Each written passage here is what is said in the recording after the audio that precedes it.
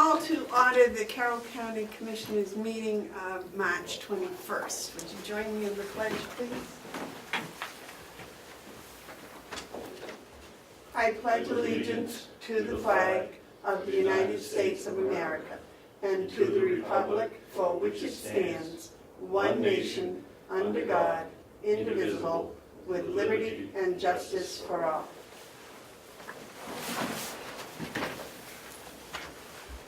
David, would you like to make a motion to accept the minutes? I'll make a motion that we accept the minutes. Thank you. Second. All those in favor of accepting the minutes from March 14th, say aye. Aye. Call recess. And we'd like to call a 10-minute recess, please.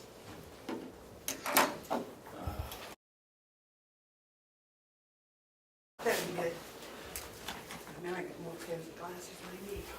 Okay, you all set, David? Got it. Well, I have no more information than when I went downstairs, so let's go.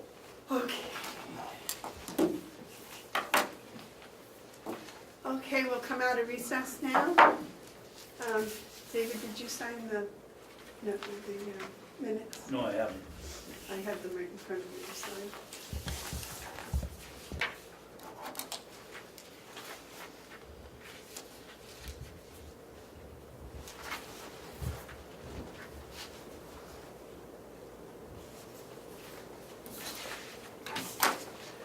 Okay, and first up on the agenda is, I'm not sure if it's Carrie or Bob, but it's, Yep, about public input. is there any public input? None.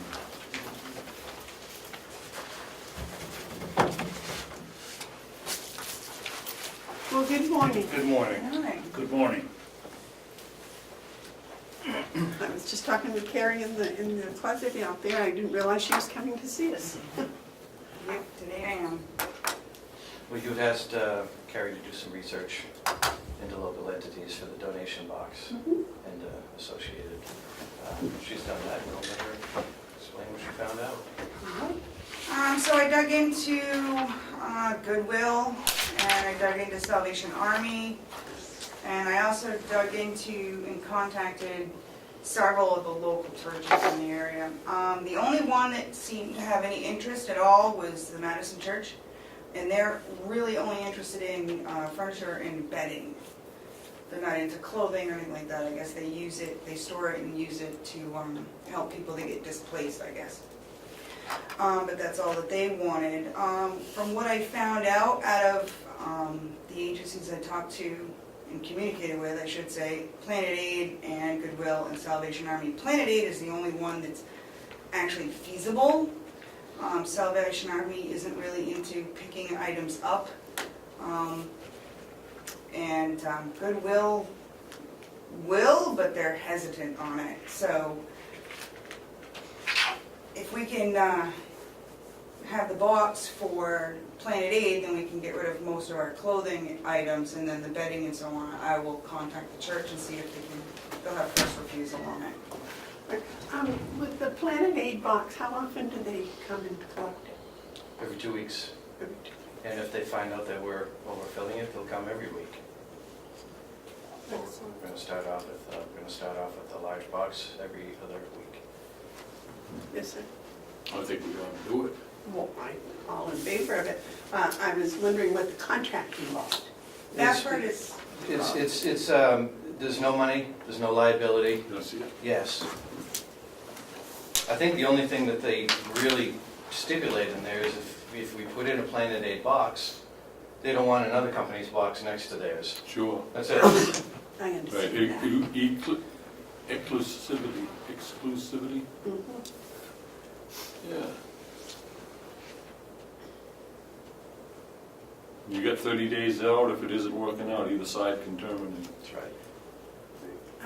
Do you need that signed today, or can we wait and give it back to you next week?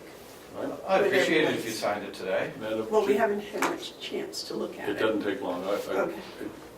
After you read it, unless there's objection, I'd make the motion to sign it today, but let you guys There's read it. no term here. Is it for a year's term or a No, month's term? it's basically an at-will, 30 days Okay. notice. Okay.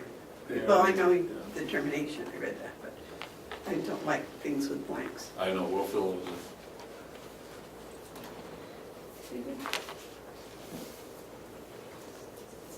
I think it's a wonderful idea. Well, I think it serves two purposes. It takes care of the burden that we have, but it also puts usable clothes back into the screen for whoever might end up with it, you know. Yep. You know, it's good work. And I think you did a good job searching that out, Carrie. Well, thank you. Well, I thought it was a wonderful idea she came up with, because this has been a problem for a number of years, right? Yeah, we've just been dealing with it. Go ahead, Mr. Hounsell. Let me see the... I'm supposed to sign it, Well, let's make a vote. but you've got to give me permission to sign Okay. it. Madam Chairman, I'd like to make a motion that on this day that we enter into, I'm going to go 1 year on my motion. We can extend. An agreement with Planet Aid for the placement of a clothing container at a site to be determined by Mr. Murray, commencing this day, March 21st, and ending on March 21st, 2019. Do you get all that here? You second that? Yes, but I have some discussion. All right, now for discussion. The only thing about your motion, Mark, is if this turns out to be sour, We've got 30 days we can get out of it. well, he said no, a year.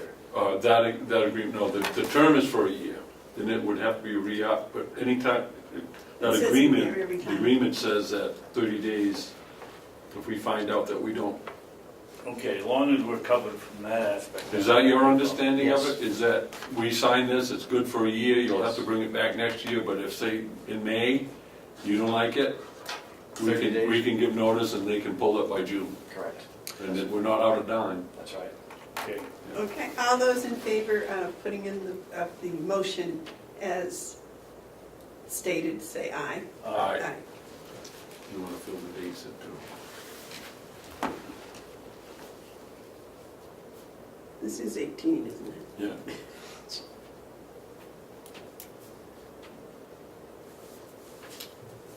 That's exactly how things should go, this process. You bring it in, you talk about it, bring it back, it's all set, smooth. I would like to have a week ahead, just so we can. Oh, well. Still smooth. But she did come in quite a while ago and tell us. And what is it, 2 weeks ago? 2 weeks. That was quite a while ago in my life. Well, yeah, but also in that 2 weeks, she said she was gonna do something, she did it, all that. Thank you very, very much. Thank you. And- Okay, thank you, and thank you, Commissioner. Could I ask, Carrie, that you come back in 3 months and tell us how it's going? Sure. We appreciate that very much. Thank you. When do you expect that they'll place it? I'll call them up and they could have it here in a week. Nice. well, Oh, are you you may going to want to- stay here? Well, okay. Okay, Thank you. thank you. Yes.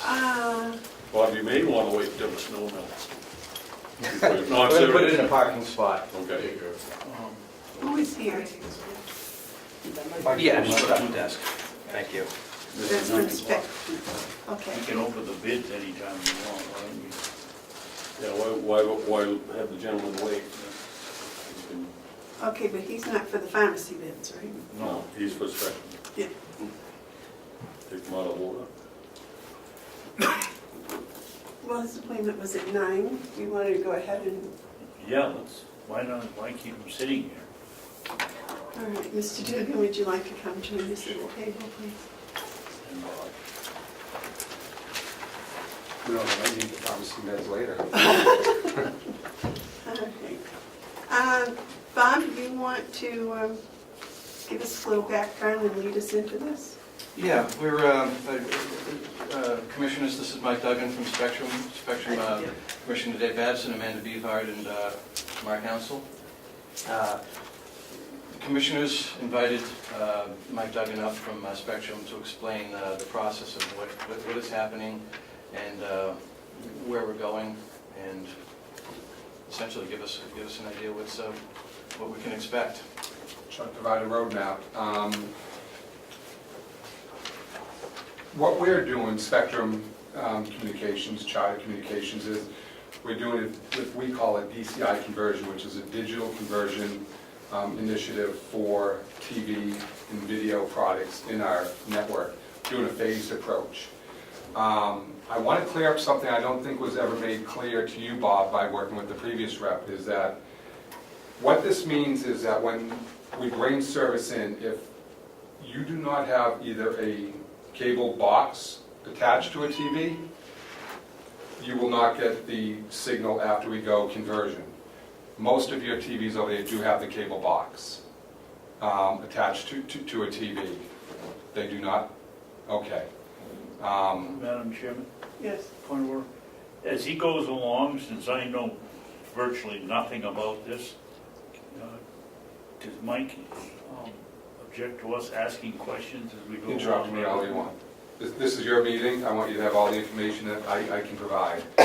So when the conversion goes through, we're going to now send an HD quality picture down. Right now, we're sending a lot of analog TV picture quality down the pipe. We're trying to go to an HD video because it's going to allow us to enhance other products and services down the road, because it will not take up as much what we call spectrum or bandwidth. That being said, when the conversion goes through, the TV will either have to be on a digital platform, which is one solution I have here, or every TV, like possibly your home, has to have a box associated with it to convert the signal to an HD quality signal. So TVs that will not work when this goes through will be TVs that do not have a box attached to it. Or built-in conversion, correct? Or built-in conversion. You know, the TVs, I think we've done a site survey over there. The TVs are all set to go for this digital conversion. Are these the TVs that you're calling QAM ready? Correct.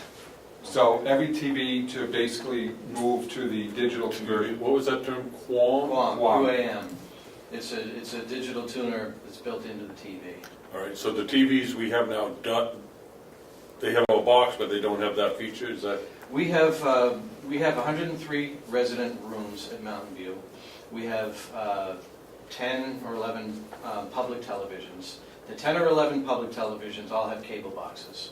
That's not a Okay. concern. Yep. It's the resident televisions that I'm concerned about. And of the 103 rooms, we have about, it varies, but about 75 to 80% usage. 75 to 80% of those residents have TV, the others don't watch TV. Okay, so we've got about 80 TVs. Of those 80 TVs, I would say that 70 of them are QAM ready. So we need 10 conversion boxes? That's Or we have to buy 10 new TVs? Are they personal TVs or are they? We have, Our TVs. we encourage residents to bring in personal TVs, but if they are residents that don't have the means, we have a certain amount of TVs that have been donated to the facility that we loan out as long as they're residents there. I have a question. Sure. If you have a QAM-ready TV, does it still need the digital platform? It will automatically receive the digital platform. So if you subscribe to Spectrum services and you have the round cable going in the back of the TV, it will automatically convert it to a digital signal. If it's got a Quam set A up? QAM chip in there. Okay. And essentially, I'll put 90% of the TVs built in the last 15 years have that chip in there. The ones you might not see it, we always call the Black Friday specials. The XYZ brand, come in and you can get a 50-inch TV for $400. Those typically do not have it because it's a chip that costs money to put in there. That's one way these, manufacturers will help discount the cost of the TV by removing that chip. But like I said, 95% of them all have that chip in there. And, that's been kind of the standard for about the past 15 years. So the 10 that need boxes, looking at ours, what's the deal on the box? What's it take to get a box? You can either purchase them outright, Best Buy has them. How much are they? What, I won't hold you to it, just ballpark. $35 each? All right, so we're talking 350, 400 bucks. So we went out and bought one. And Bought 10. if you rented them from us, it would probably be about $5 per month per TV. Would you, well, let me ask it this way. Is it available for us, since we're kind of a big account, if we need 10 boxes, that fee could be waived? I don't think so. I also handle colleges and universities. We did recently a large university in Maine, and there was about 15 TVs. They had over 1,200 outlets, if you will. We couldn't cover the cost of that. That's something that they took on, because as people might upgrade their TVs, all of a sudden there's that box, and what do you do with that box? We gotta pick it up and all that. So I will ask, but as of right now, it's typically not standard procedure. So, Right, but we're not a standard operation. We're a nursing home with 103 TV sets, and we need 10 that need boxes. I don't know, business is business, but I would think that might be, I wouldn't want Spectrum to necessarily lose their count over 10 boxes. no, I will ask. Like I said, typically, it's on the individual who owns the TV. Yeah. You know, it's their requirement to get that, because we are bringing in the service, Yeah. which is a different way, but I will certainly ask if we can cover that. Why don't we wait and see what his whole picture is? Sure, And then, sure. and then we'll negotiate it down. All right, I just wanted to put that out there. Sure. What do you think about it? Now, this process is a fairly involved process to switch from what we call coax service to an HD quality service at the facility. We have to run brand new fiber from our last endpoint out to the facility. How far is that? I don't know offhand, but I know the cost is in the $12,000 range for us to do that. Okay. Basically, to make that facility ready, putting in the equipment, getting the services all out there, will cost Spectrum roughly about $18,000 to get that out there. We cover about 85% of that, because there is an install fee associated with this, solution. So I apologize what happened last time with the pricing. That was handled by another rep. We've discussed it ad nauseum, a few of us about she should not have been on that, and I apologize on behalf of Charter and Spectrum for that. I've worked with Bob probably about 3 years ago, and then all of a sudden the account was moved, and I never even knew about that. So that being said, trying to pick up the pieces where she left them. The pricing that she gave out prematurely was not, it did not go through finance. I had to work with finance basically to say, all right, this is the cost to get the service out there, this is what we're doing, I need options for these folks. They were given basically our book rate, with basically the book rate is, if it costs us nothing to get the service out, that's what it would be. So I have come up with, they came up with basically 3 different term limits you can choose, 48, 60, or 84.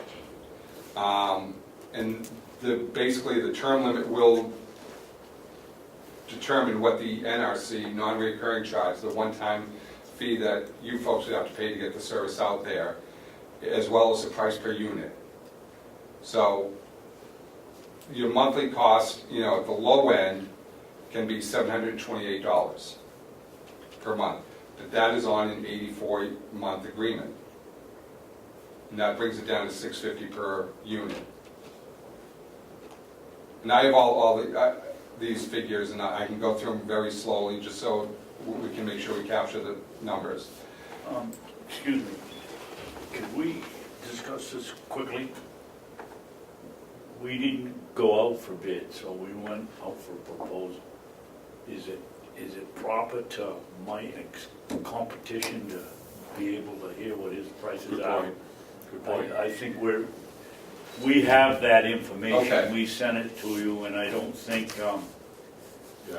it's fair to you to sit here and this is gonna go out on television Sure. to see your competitors, even though a couple of them are coming in here, but we'll do the same thing for them. Sure. Yeah. All right, no, that's fine.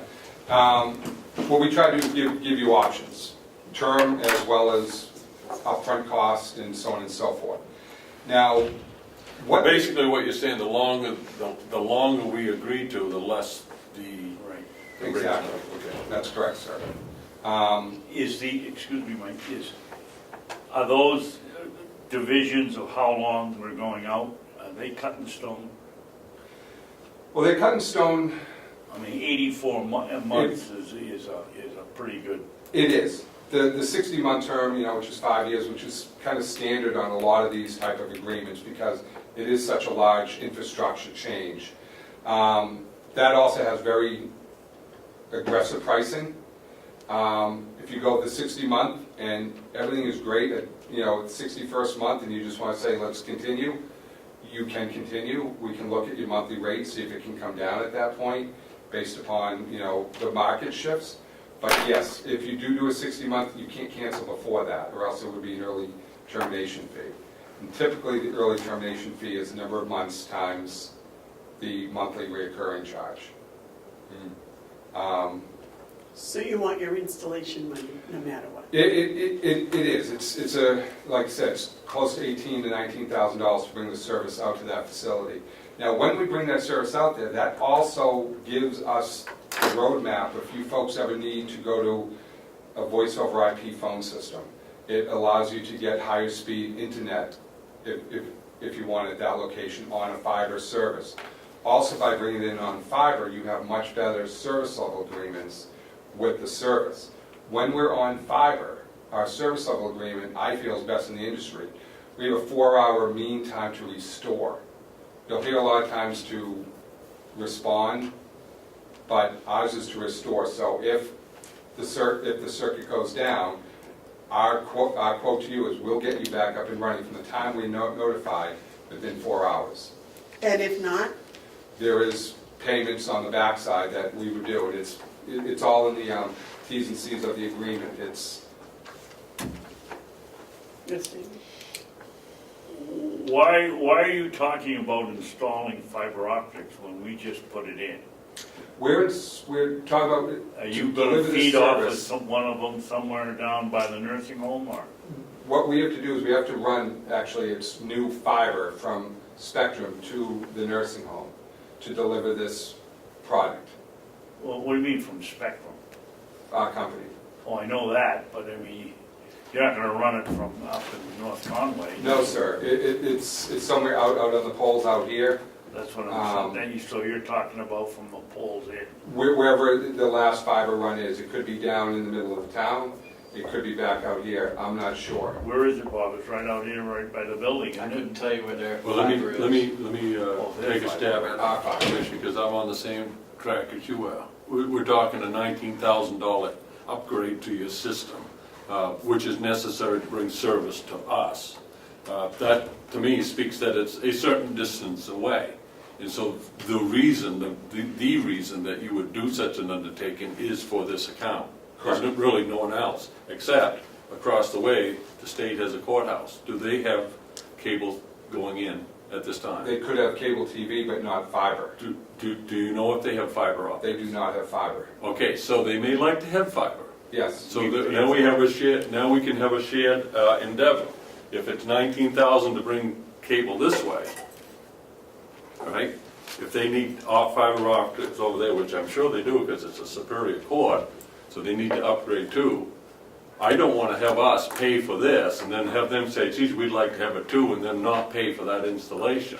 They would still pay for it, and if they decided down the road to go with a fiber service from us, they would still pay an installation fee. Well, I'm sure they would, but it wouldn't be as much as extending the line $19,000 worth. You're not paying for the $19,000. I'm paying 80% of it, or 20% of it, or something. You're paying 20%. 20% of Yeah. 19,000 is how much? You're paying roughly about $2,500 for an Okay, install. so if we're bringing cable, fiber optics down here for us, I'm sure the state will want it. then that should be a 50-50 split anyway. I cannot count on that. I know, but I'm going to have But to. just to my point, they could be under contract with another provider for another 3-4 years. Cable? No, Fiber optics? internet service, or, typically a courthouse would not need a pro-ADM solution for the video out there. So who's that, Fairpoint? That would they be? I don't know who they use. It could be numerous providers, but I can't base your installation on the fact that they will do business with us as well, because they could be under another contract for 3 years that they can't even look at us for 3 years before the service. I understand. How about a retroactive? I mean, it only makes sense if we're paying for 3/4 of the mileage up here and they're paying for 1/4. When and if they get to use it, they shouldn't be living off what we paid for. We're not asking you to pay for us to run the additional fiber out here. There you are. Yeah, it's big. No, we're asking you to pay for the installation of the service at that facility. Well, That if service- we didn't pay for that, if we said, no, we don't want your service, you gonna run that line? Council, I'll say it this way. If there's fiber to that building right now, Yeah. if you want this service, you would still pay an install fee of $2,500. No way. Yes, Well, I wouldn't.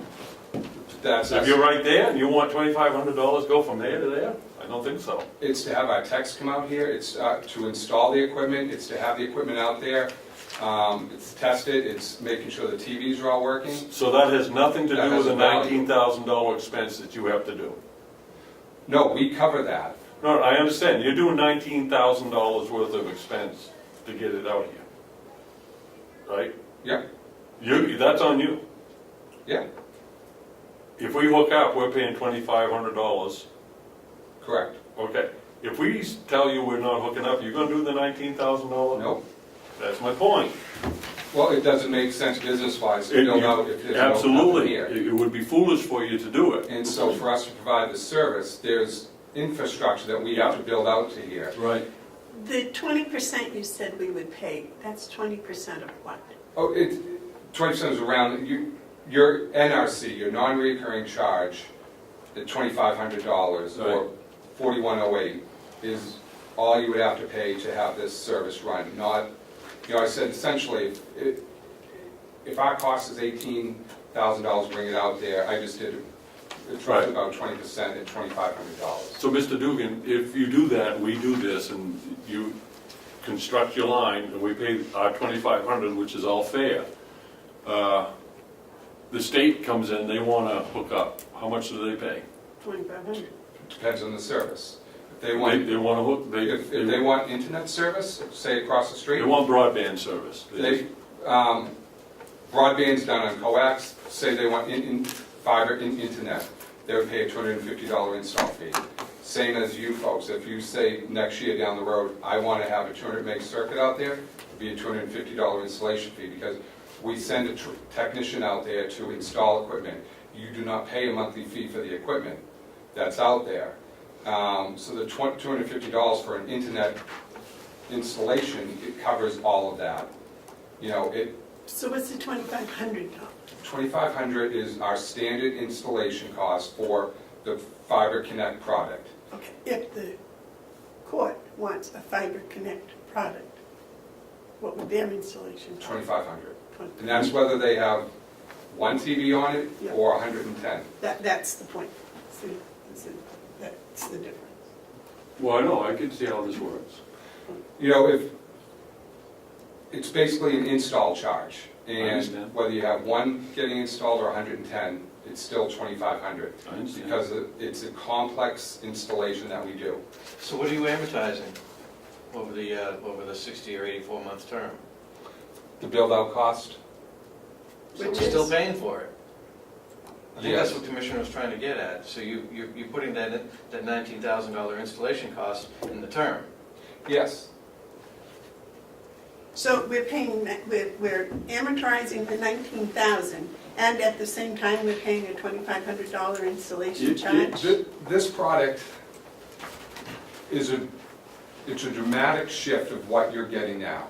Yep. You have the old coax plant, you do not have HD quality. it cost us to upgrade the network out here. Now, our pricing is based upon, all right, if you're on net, unfortunately, we're in a rural area, we're not in an urban area. Urban areas, our build-out cost might only be $3,000.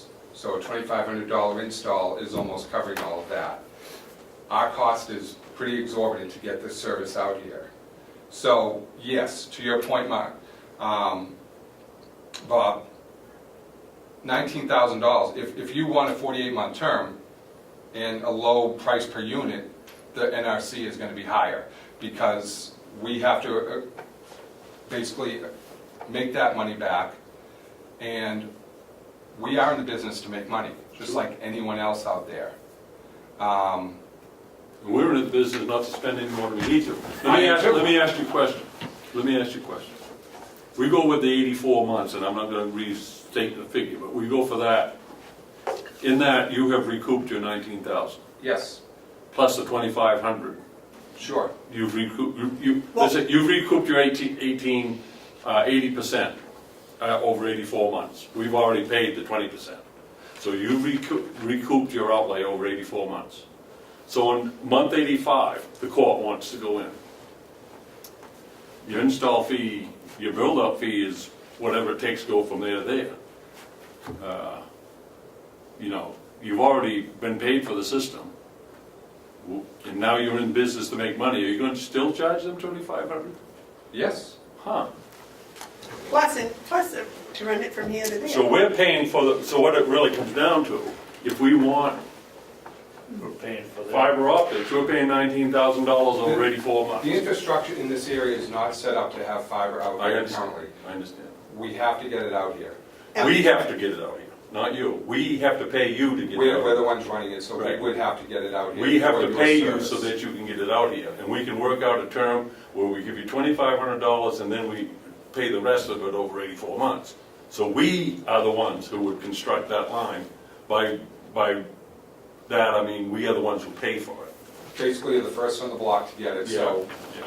But using your example, Counselor, across the street wants it, our cost is the same. It's still going to be X amount of dollars that we have to put into that building to basically receive the signal and translate it for the TVs. We put that in, you don't pay for that. So what's the monthly rate for them after it's been all built out? After 84 months, can we expect that charge of the build-out to be reduced from our price? I did mention earlier, after the contract is up, we can talk and we can say, what is the rate now that we can charge for this service?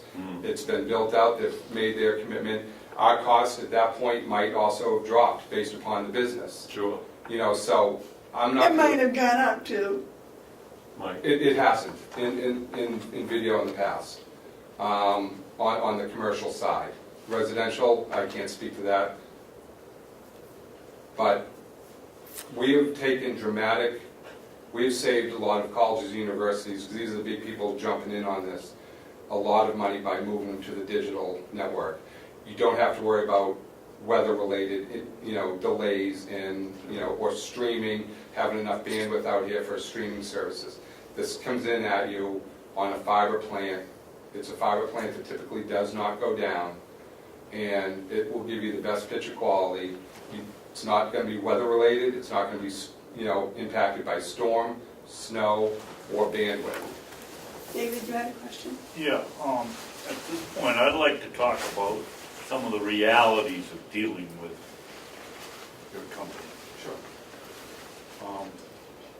You just gave us what the fee is if we want to get out of the contract.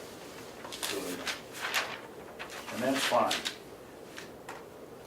But Mike, I gotta tell you, the service has been so bad from your company that if we give you the contract, we're not gonna put up with that. And frankly, I'm opposed to giving it to you just on the get out fee, because if your service is that bad and we have to get out, why should we have to pay for it? I always tell my customers, If there's an issue, call it in. Call it into a toll-free number that you will be given when you bring on the We've service. done that, we've we're done that gonna for 6 months steady. 6 months steady. This man has been on hold for hours, trying to talk with someone from Spectrum. You know, that answers, the answer is the same old, same old. We're not getting service from Spectrum. And Now, if Once you get Mr. it- Babson reached out to me and he got a hold of me, should it be that hard, that he has to spend 6 months to no, find you? and I mentioned that to him, and I apologize for that. But you're only one person. I mean, we've dealt with this company of yours for a long time. And it's just, the service is terrible. From your technicians down, it's great. From anybody in the upper crust, you can't get them. They don't call back. They don't give you the right answers. I wouldn't sign a contract with you people that says we have to pay whatever you said based on the fact of your history. If you came in here and said, well, okay, we'll leave it open if you have to get out in 5 months, in 5 years, that's fine. But I would never go in to say, as you said, call up and try to negotiate. No, this is, with your company, it's gonna be in black and white before we do anything. It was not called negotiate. If you went with, we'll just say a 60-month agreement, and I told you in the 61st month, we'll sit back down and your rates will go to X. What if X is now higher than what the true rate is at that point? Mister, I don't think you're hearing what we're saying. There's no question that you guys can do it. The thing is you haven't done it. There's more to than just the rates. It's more than just the technology. It's about the service. And, you know, I apologize because you seem like a very good Yeah, representative don't take to your this company. personally. This isn't personal. But you have been sent to get an earful for Spectrum. And I hope you were hearing, it isn't just about money. We'll watch over the money. You know, if we have to spend $19,000 to provide a needed service, we're not opposed to doing that. But like Commissioner Babson has said, you are telling us in order to get that we're going to have an expensive buyout if we don't like the service. Well, I can tell you right now, we don't like the service. So I'm real hesitant to sign on to an expensive buyout based on past performance, recent past performance of Spectrum. Sure. Not your performance, but the fact that there is no service representative. Well, I think Mr. Babson tried to contact you with just question. I just had a question. And it was hours and on hold and months. Bounce from one person to another, from one side of the continent to another. You're talking to someone in California, no, you're on hold with someone in On hold in California. California. That's not right. No, it's not. And we've had this discussion, and I apologize on behalf of the company. Which is good, and I believe it's sincere, but that doesn't solve us.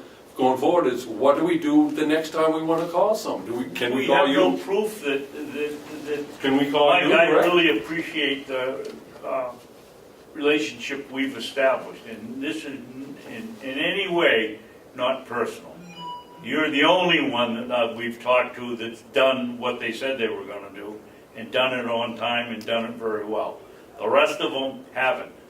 I'm not signing on to anything that Spectrum comes along and tells me we're going to do this, because I don't believe them. Yeah, Prove it. it's credibility. And then we'll talk about what you do. When I drive up to Conway and there's two people behind the desk and they don't even know what I'm talking about. Now, I apologize.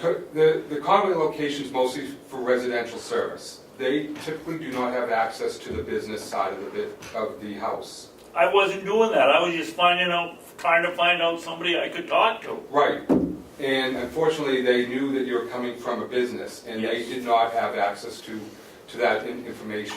And is it a perfect system? Absolutely not. This is a prime example of why it's not a perfect system. I know my customers, when they have the proper toll-free numbers to call in, this does not happen. You get technicians that can help you on a technical side. There's a billing number. There's a series of 800 numbers So that, why haven't we had all those correct numbers? unfortunately, I have not been your rep for the past 2 years. Are you gonna be if we go I've forward? already told Ms. Babson I am your rep going And forward. if he calls you at 11 Speed o'clock at dial. night to talk to you about this, it's, I mean, I don't think he would do that, but if he needs to talk to you, he can get hold of you. If he wants to talk at 11 and I answer the phone because it's right next to my bed, yes. Email's fine, you know, Mike and I have had no problem. I mean, if it Well, I can see if that. it had been like this for the last 5 years, it would have been wonderful, but it hasn't been. I hope they listen to you when you go back, because I can't help but think that we're not the only one that's in this type of difficulty, trying to get hold of you. with the merger of Charter, Spectrum, Bright House down in Florida area and Time Warner, there has been some merging pains. Every month it does get better because the roles are more defined. You need this, we call this. Something happens, you send me an email, I get somebody on it. The processes have been ironed out, and what it was 6 months ago is totally different than what it is today. And every day it is getting better. Is it perfect? No, it's not, based upon, you know, how tough he had trying to get hold of me 6 weeks ago. I apologize. It's, you know, it was done incorrectly, and there's nothing more I can say. Well, if you're willing to at least give Commissioner Babson an avenue so he can be heard, because he does have a very good interest and he's very focused on how the service affects our residents. This is about our residents. Sure. And, you know, and he's, and we, but it's on him to charge to make sure we get the best that we can. And the reports that we're getting is, what we're getting is nowhere near the best that we should expect. I agree. The problem I have is, yes, we finally got a hold of a person that knows what's going on and is cooperative. If we sign a 5-year contract and next week you find a better job, and we say, okay, now that's it, we got the same old problems we had before Mike was here, we want out of here, it's gonna cost us $19,000. The toll-free numbers will still be the same. The way you get service will still be the same. The That's person. scary, Mike, 'cause the menus go on for an hour. Mike, you're the only good thing that we've seen from Spectrum. If I owned Spectrum, I'd make you president of the company. Thank you. So if we know that you're good, someone else may go, and like Commissioner Yeah. Bevard said, My if wife you would kill me go, if I left. So, you thank Kelly Duggan for that. Mike, I had asked you to provide some additional verbiage, terms and conditions to our existing contract that are not in the contract. We needed to look them up in another place that is no longer available. Did you bring those? I didn't bring them, I did send back that anything with twc.com is now spectrum.com for the Yep. legal. Yep. So if you could not find them on that site, I will email them out to you today. What I'm trying to research, and this is for the benefit of the big picture, is how do we get out of this current contract that we're in? Because that's not clear in the contract. That's why I asked for the Oh, terms that's a and good point, conditions. Claude. The last major contract I see you signed was July 9th of 13. Mhm. I have that right in my hand. And it's a coterminous agreement. The closest thing I can find is on page 4, special terms, where it says the agreement shall be renewable for successive terms unless at least 30 days prior to the expiration of the then current term, either party notifies the other party of its intent not to renew. so what's the current term? So what's the current term? Exactly. And there is reference on page 1, I believe, that the terms are available on the website, which is no longer available because you switched from Time Warner to Spectrum. Which I can tell you is a violation of the contract. If they reference us to something that doesn't exist, the contract is weak one and therefore probably not enforceable, we can give them 30 days right now. If you look at page 2, It has new and revised service and monthly charges. Contract term is 12 months. So when does our contract Is that in expire? print, is that in print so you don't need your glasses to read it like your, It's at as least- it comes out it's at every least week 12 in font. the paper? At least 12%. Where does it say 12 months on page 2? First column on the right-hand side, contract term, 12 Contract, months. okay. Right there. 12 months, thank you. So, everything on the back, the new and revised monthly service is coterminous, which would mean it follows the 12-month term, So that would go on the anniversary of 7/9. 7/9. Which is July. So we'd need 30 days, we'd need, by June 9th, we'd have to terminate our contract. Correct, and if you do decide to move on from us, probably most new agreements will probably be starting in that time frame because of the build-out for whatever you do. If you need to get out earlier on that, I can probably make that happen in writing for you folks as well, so you don't have any cancellation fees. I think that would be important to have if we needed it. I'm not saying we need it, but if we did. Sure.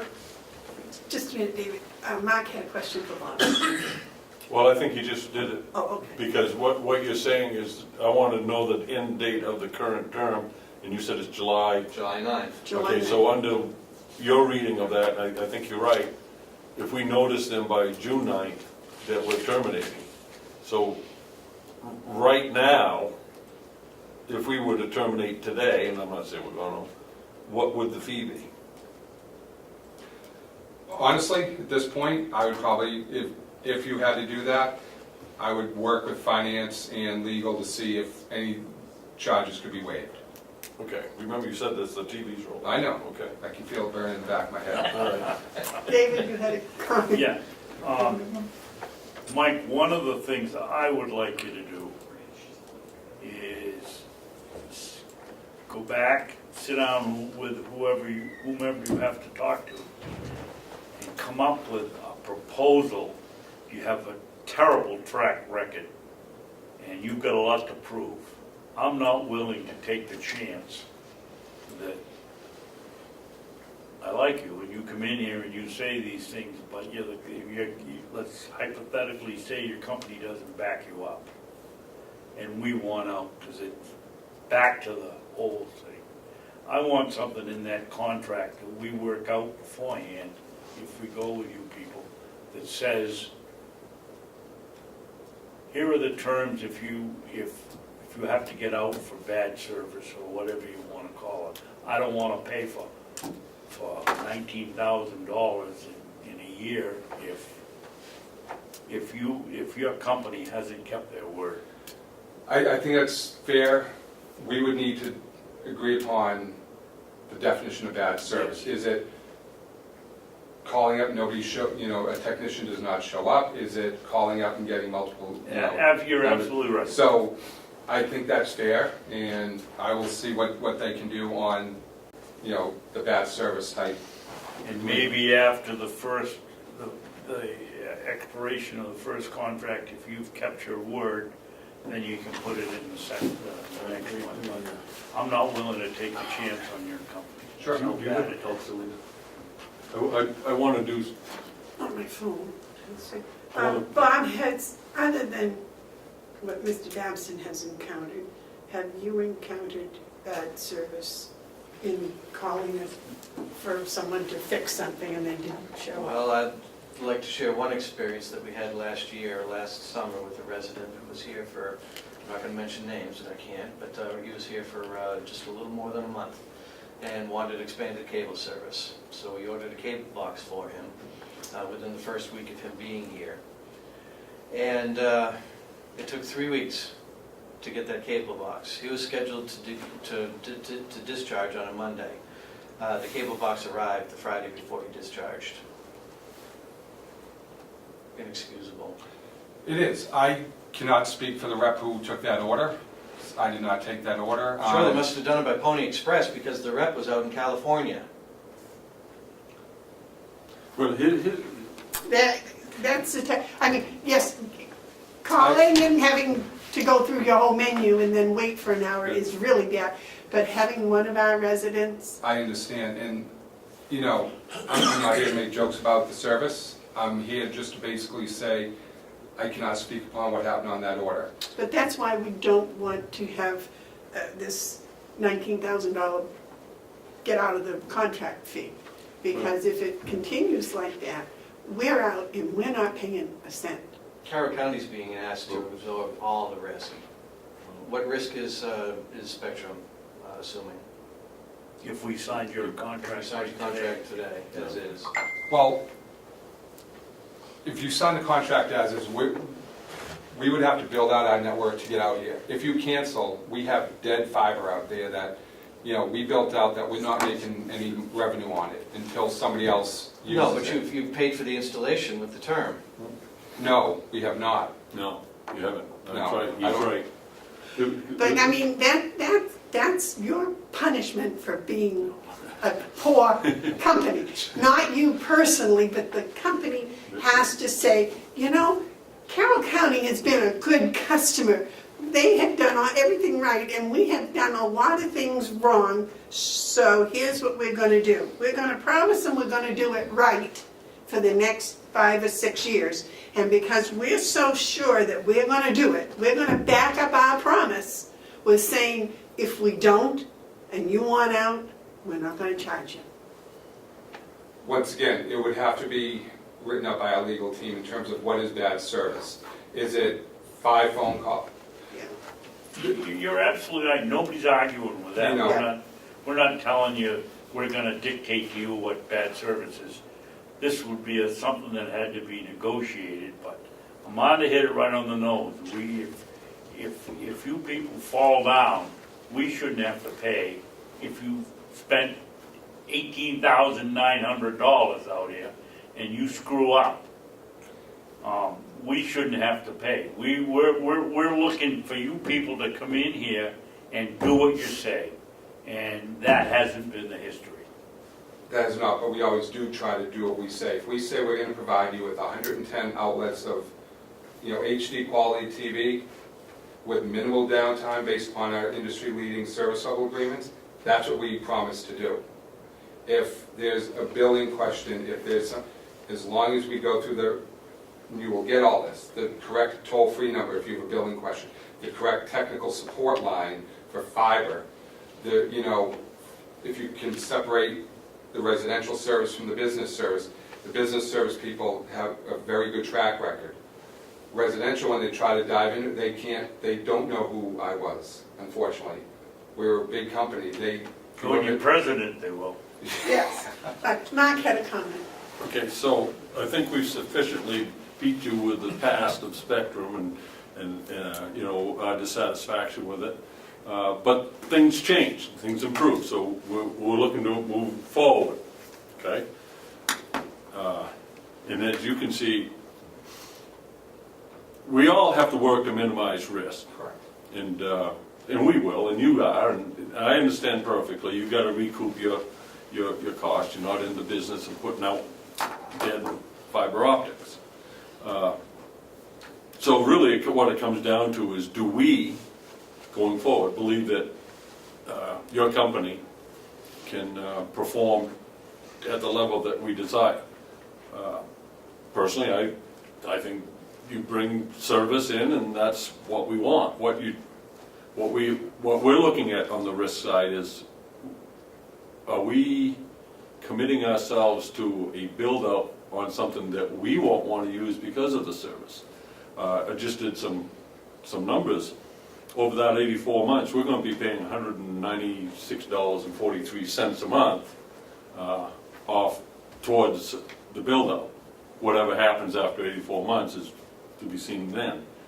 That type of expenditure, that type of capital build-out, even though you're doing the work, we're paying for it, I personally believe needs to be run through the process by which we appropriate money. And I would be very reluctant to do this without the delegation's involvement. The delegations as the appropriating body for the county. The elected representatives, they approve the money. Sure. And we can enter this contract, and we can provide services. But now that I know it's going to be close to $200 a month that we're paying towards a capital build-out that we're paying for, I think we need to have the delegation's approval. I almost want to separate our build costs from your costs. Because we're paying for your build-out cost. Over 84 months, we're paying 20% up front. What if you go with a 48-month contract or a 60-month? I mean, let's not get hung up on the monthly. Whatever it is, it's just gonna charge, at 84 months, it's $196.43 a month. And at the Goes towards capital. I expect there's some interest in there too. At the 84-month agreement, if you want to talk about that, that's still, we also discounted that monthly rate down by almost $1 based upon the length of service. So there was a benefit by going out to 84 months, because your price per unit dropped as well as your, The month thing doesn't matter. If we pay for it in 48 months, or if we pay for it in 1 month, or 84 months, it doesn't matter, we're paying for it. what you're paying for is your non-recurring fee, your one-time install fee, and then your monthly fee. And that We aren't asking monthly fee, you recover the build-out fee. Yes. Your build-up cost. The build-out, no. Our portion. If there was fiber right on that pole right out there, and it cost us 1 penny to bring the service to your location, you would be charged still a $2,500 install fee. Right, Right? And then your monthly fee would be less. would probably be the original figures that Bob had from the previous rep. That's probably what you would be paying. So, Which is quite I substantially don't mind the less. $2,500 fee. I understand that you're gonna have qualified people come out in trucks and tools, and you get appreciation, you got insurance, you gotta pay them. $2,500 doesn't seem unreasonable. I'm not talking about that. I'm talking about the remaining $16,500 that we're gonna pay for on the bill. you're not paying for that. That's what I'm saying. If, You said earlier we were. That's what you're amortizing in the monthly He fee. You're asked what we were amortizing your build amortizing. out. no, I'm confused. all right. Me too. On that street, there is not fiber out there on that street. Right. We have to get fiber up there. Right. If there was fiber on that pole, and like I said, and it cost us $1 to get it out to you folks at that location, your install fee would be $2,500 and maybe $750 per unit, based upon the number of units. Okay. If we have to build out to it, we're still asking you to pay $2,500. Right, You have the option of paying as low as $650 per unit, or $7 per unit. So we're giving you options. We're basically footing the cost for the build-out, except on the shorter term, the 48 months, because we do have a higher NRC on that one. so wait a minute, that's not what you've been saying. If you spend $19,000 getting out here, then you're gonna amortize that $19,000. I never said we will amortize it. I said we cover that cost. You will pay in higher NRC based What's upon NRC mean? non-recurring charge, so it's a one-time fee. So you will pay, I gave 4 options. 3 of the options So have the the standard NRC would install. be the $19,000 over the length of the contract. No. No, no, $2,500. The It's a others one-time buried in the fee. rate, the monthly rate. exactly. The monthly rate does What is it? change based upon the length of term and the NRC. I gave 4 different options. Let me ask it through this, I don't want to use numbers, but let's say your 84-month monthly fee is X.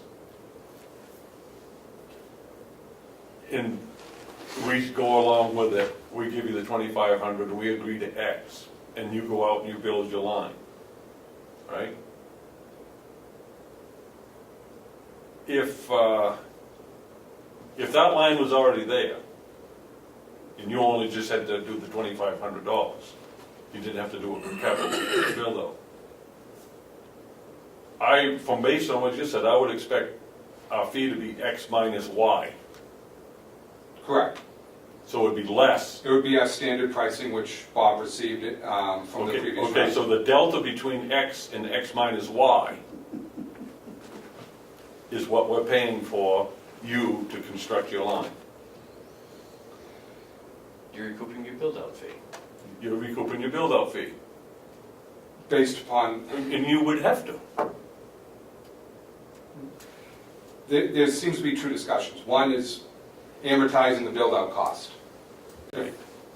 We're giving you an option where you can get a below market rate for us for the service at $650 per unit. Yeah. And an install fee of, the standard install fee. Yeah. Okay. That's on an 84-month term.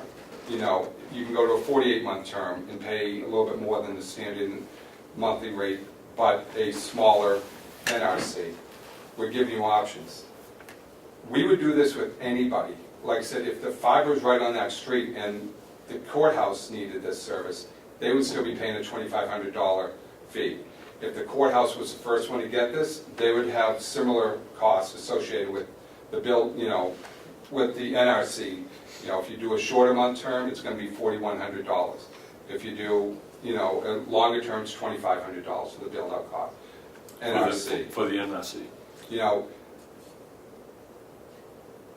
Do we make money on the build-out? No, we don't. No, I you mean, recoup your money. We- You make money if there's a house down here and another house here, then you start building off your system, The which houses, is good business. the houses would not be, would not have access to the fiber. Fiber's more of a business grade. But if, well, let's say The someone houses out wanted, of coax. so- which is what we someone, have. but say someone wanted fiber, and you had it right here. Your system is getting bigger and you're going to be making more money. That's a good business plan. I'm not criticizing that. I think that makes sense.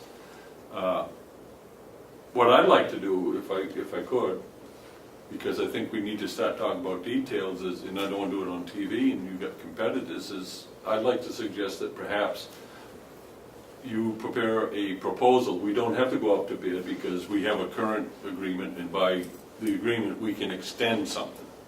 So we don't have to necessarily go out to bid. I'm not saying we don't.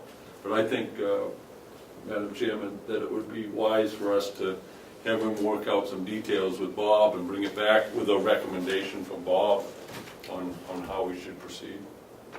Sure. That's what I think. I've got one other concern. Yes. This build-out is going to take some time. Correct. I think the young lady from California said it would be done by May, and someone wrote and said, no, it's gonna be next August, or something like that, wasn't it, Bob? I think we were talking about when they were gonna flip the switch. Two different things, yes. Yeah, It's a okay. different subject. How long is it going to take us, if we go with you folks, to switch to digital? We say if we have to build out to a location, which we do, we need 90 days. It might come in at 45, but we just like to set the expectation at 90. Okay.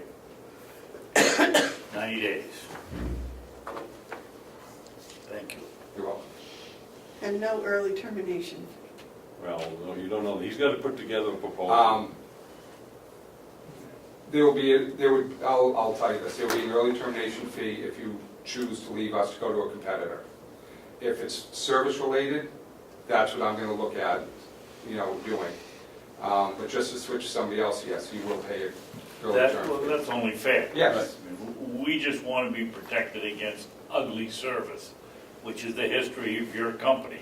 And until they prove they can do it right, And I will email you. we're not going to switch, we're not correct going to toll-free switch for numbers. a cheaper price. Let me suggest this. If we, the three of us, decide that you have remedied the service side of it sufficiently to the degree that we agree to the build-out, I don't think there'd be much threat that we would be looking to terminate early. You might just put that in the back of your mind. The first thing is to convince us if your service is going to be what you say it is, and I kind of think you see the problem. So if we were to do that, we wouldn't be looking to early terminate. We look to solve problems. Sure. It's, that would create one. So maybe in your thinking, in your discussions with your people, you might put that into the mix, that there may not be a need for a termination fee. The only need for a termination fee will be the For service. responsibility of your company. Right? Correct. Yeah. And We're not gonna do all this and then say, oh, we're gonna providers, that would be bad business on our side. Correct.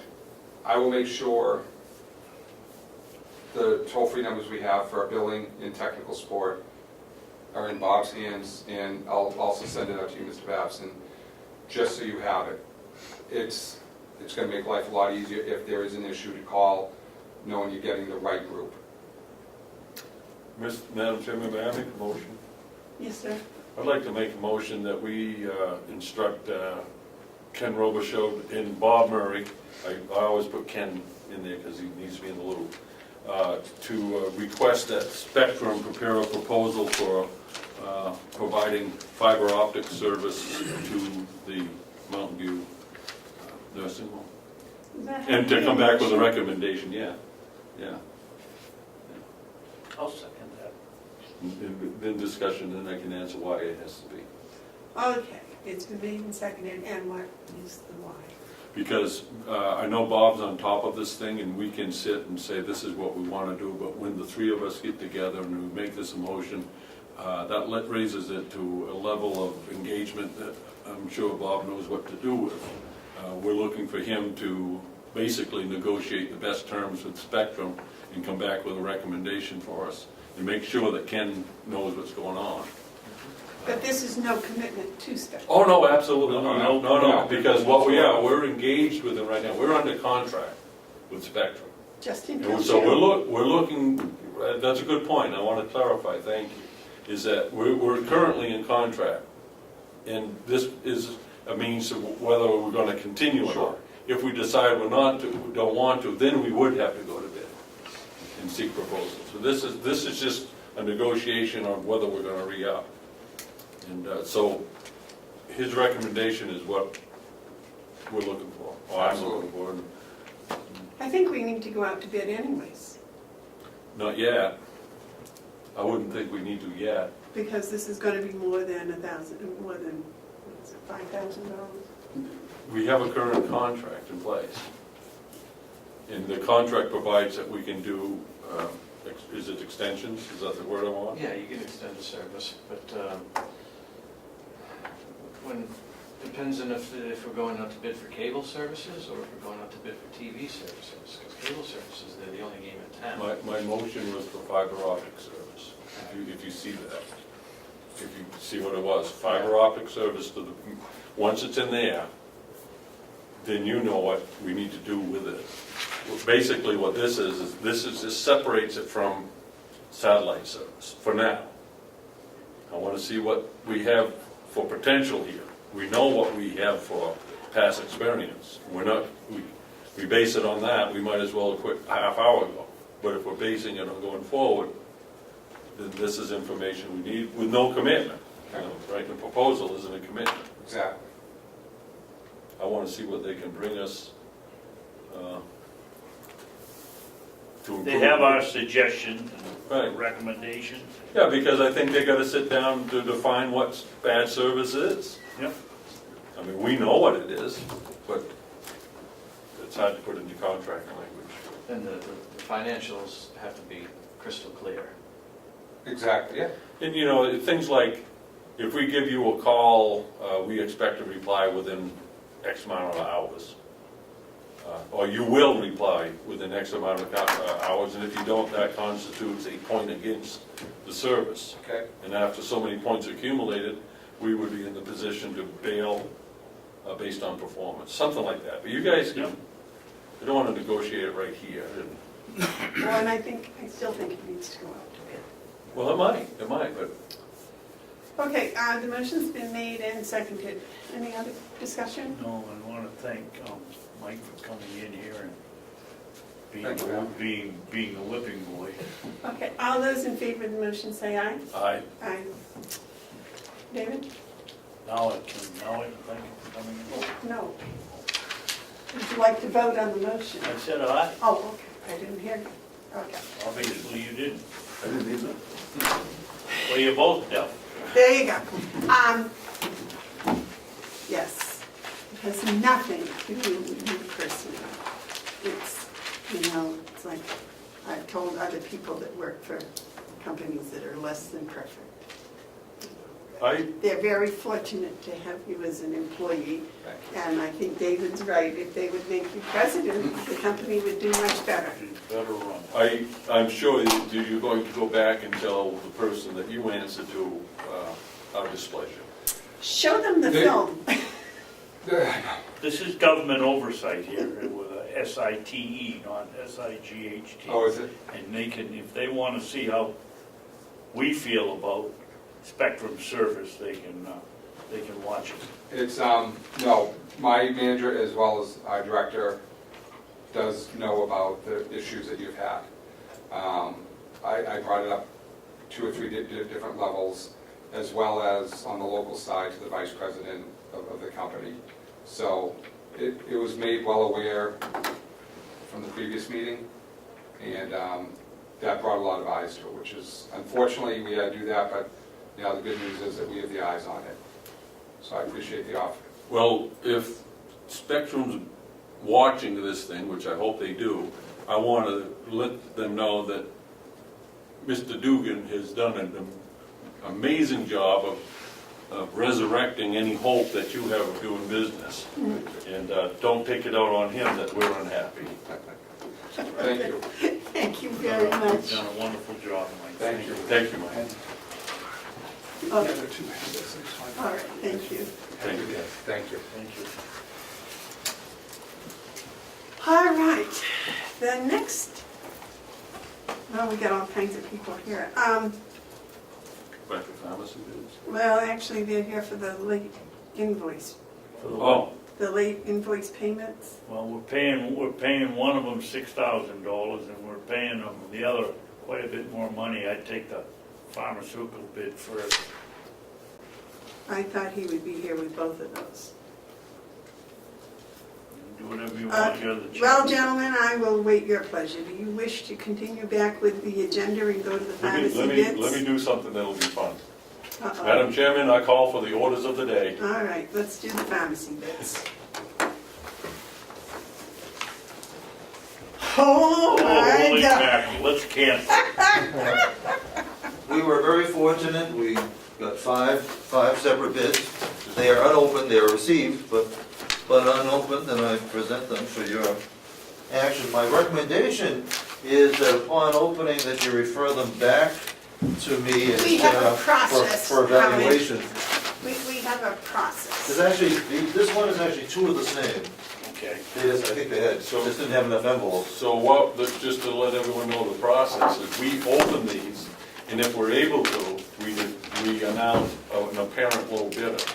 And then in a week's time, after you sit and review them with Ken, you come back with a recommendation.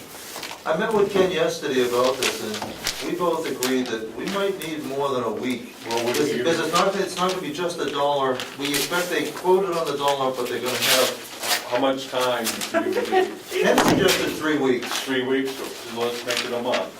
Because you're not up against the clock here. Nope. So I did, something like this, I just soon go take our time and do it. There's so much money involved. If it takes 3 weeks, it takes 5 weeks. Let's do it right. Well, I'm expecting it to be complicated, so. It's gonna take an hour just to open this one package. Well, I'm having trouble opening this box. They took I don't have my knife with me. They took sealed bids to a new level. They, I didn't, I didn't bring my knife, can you imagine that? I know, I always have my, yeah. You good knife? Oh, my gosh. How I is have a that? very small money. Let me play. Well, I did have to take, but I don't know what else is holding. But I am pleased that we got 5 responses from qualified bidders.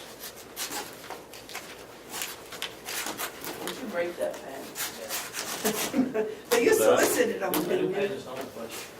Did you solicit them, Howard? We solicited them, we also posted. But they're all. Five's a good response. I was afraid we were only gonna get 2 or 3, and I'm glad that we got as many as we did. I'm just cutting the box. Your knife is very sharp, that's very nice. Won't be when you're done with that cardboard. Molly, pardon my ignorance, but the head of the column says, top 20 subscribers. It looks like individuals' names. These can't be corporations that provide them. Let's do this. I don't know, that they're unsealed. I know what we requested is the particular pricing on our top 20 to 25 drugs.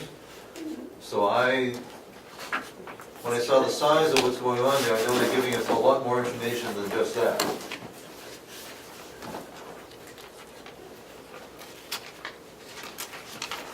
Huh, Oh, this is why I'm coming. this is really quite irritating. You need that little move. I'm coming. Well, it could be doubled on the box. No, I didn't.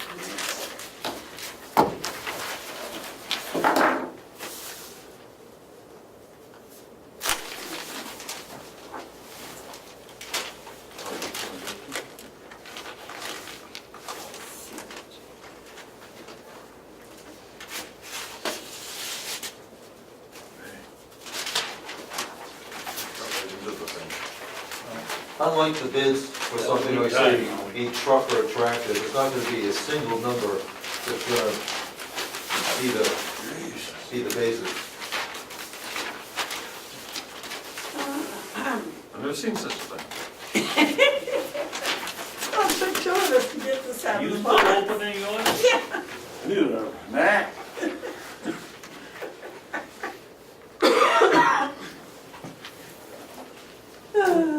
Trustee notes.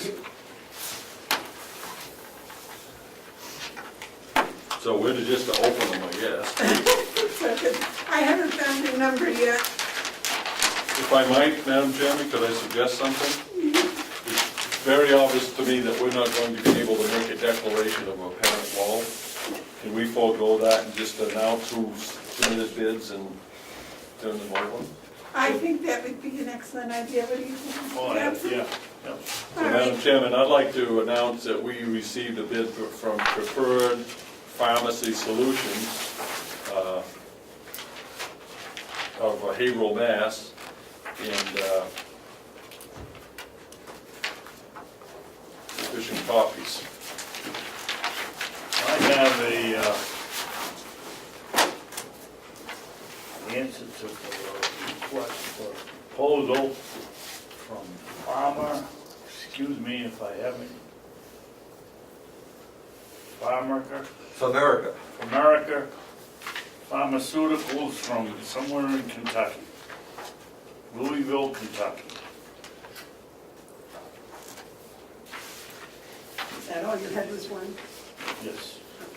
And Madam Chairman, I have a proposal from Northeast Pharmacy Services, doing business as NEPS out of Concord, New Hampshire.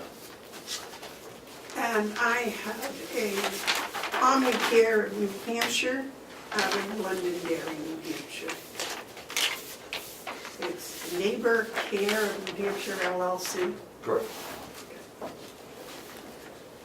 Madam Chairman, I have a proposal here from Health Direct out of Concord, New Hampshire. Oh, that's different from the other. So Howard, you can have them all back. Okay. And along with Ken, we'll prepare a spreadsheet. In fact, we'll be involving the clinical staff too. You're coming back in a month. I'm sure they're gonna go back. Well, I'm not sure. Did you send a request to CVS? Well, no, we sent it to Omnicare, who is CVS. Did they answer? They did. And I did not talk to her about, don't say anything about issues or problems, because I thought that would be biased. What? I did not talk to the pharmacist that was submitting the bid about existing problems, because I thought that would bias the bid, so. It should be, why they haven't responded to you today is beyond understanding.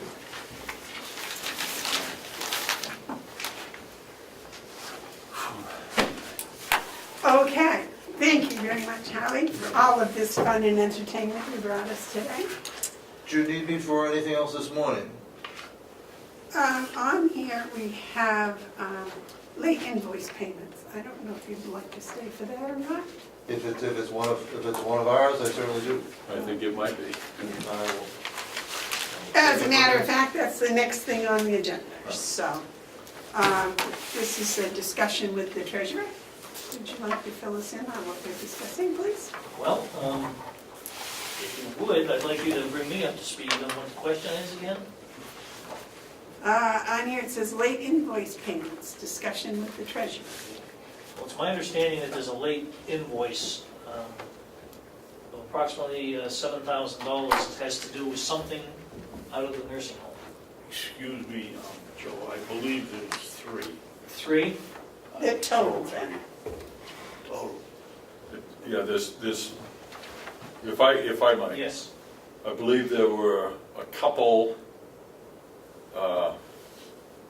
that weren't that high, but there's one that's 5,000. For the bladder scanner. Yeah. So the total is 7,000. Correct. So there's 3 Three questions. So the question I have is, how, since these are 2017 bills, and since the books have been closed for 2017, and since we didn't encumber these, what's the process for Paying. paying? Okay.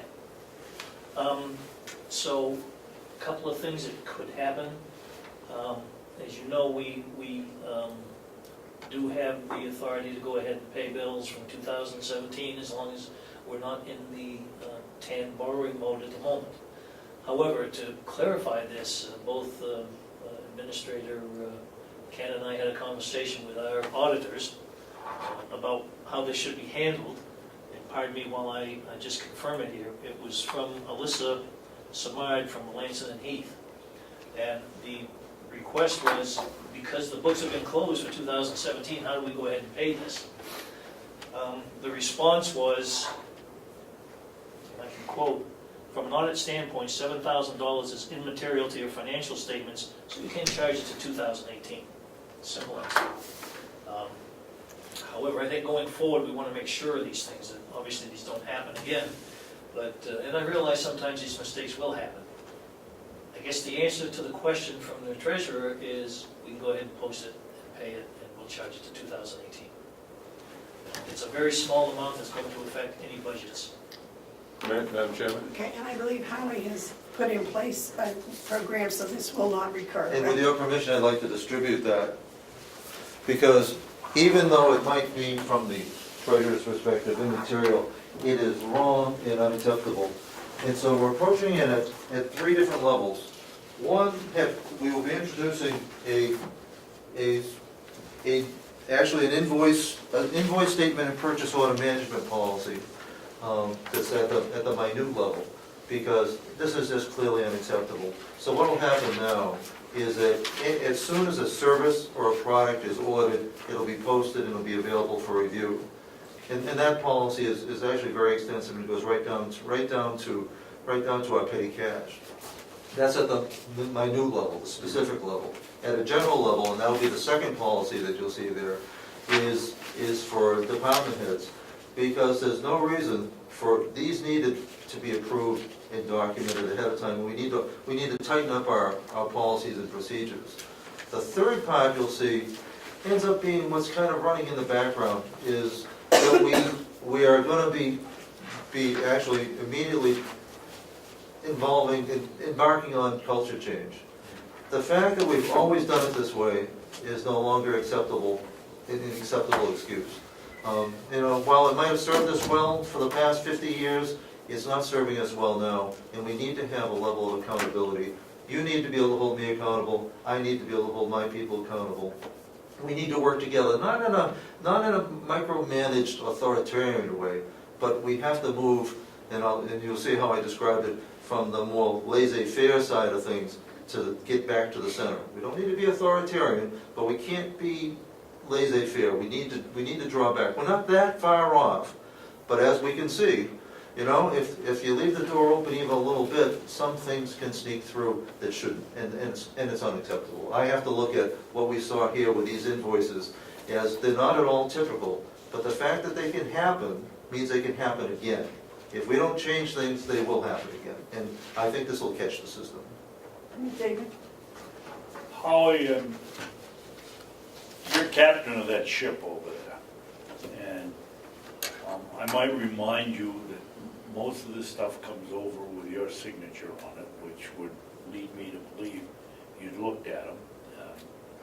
Obviously, when they're tiny, you haven't, but we established a policy here probably 3 years ago that there was going to be a requisition sheet that came to the superior, the supervisor, and they, if it was a big purchase, and they checked it off that it was needed.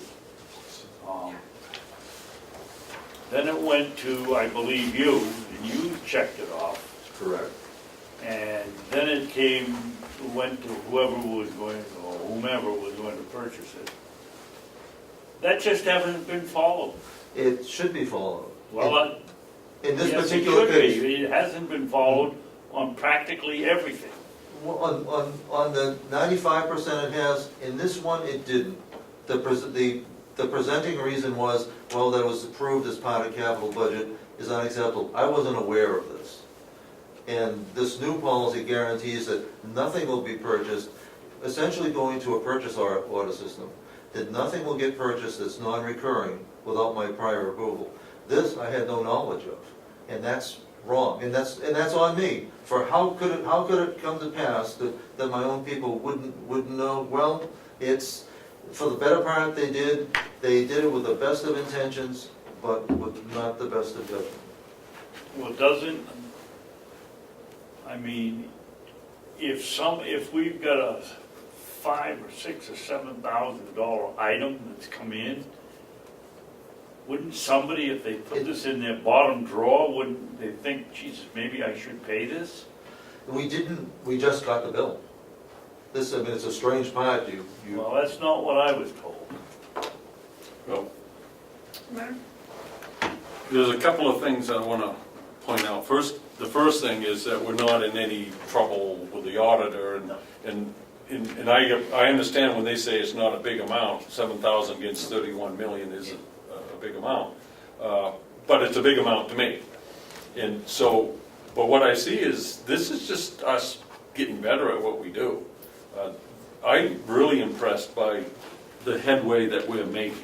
And sometimes when you're in that mode like we're at, I mean, county's doing real good. I just wish other people were aware of, could look at how much better things are going.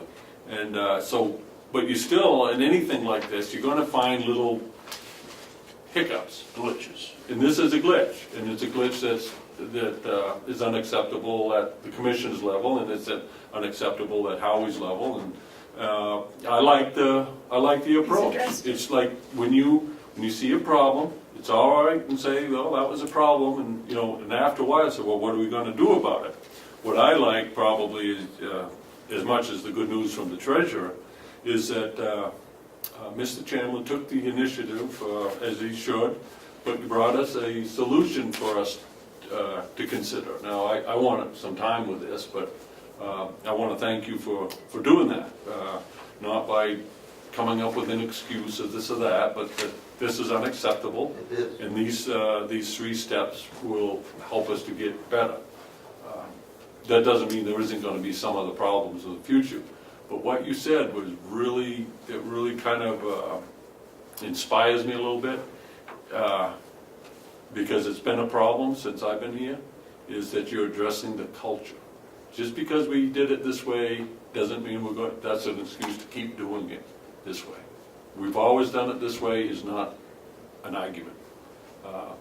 And so I appreciate that you took that initiative and made that comment that you're changing the culture.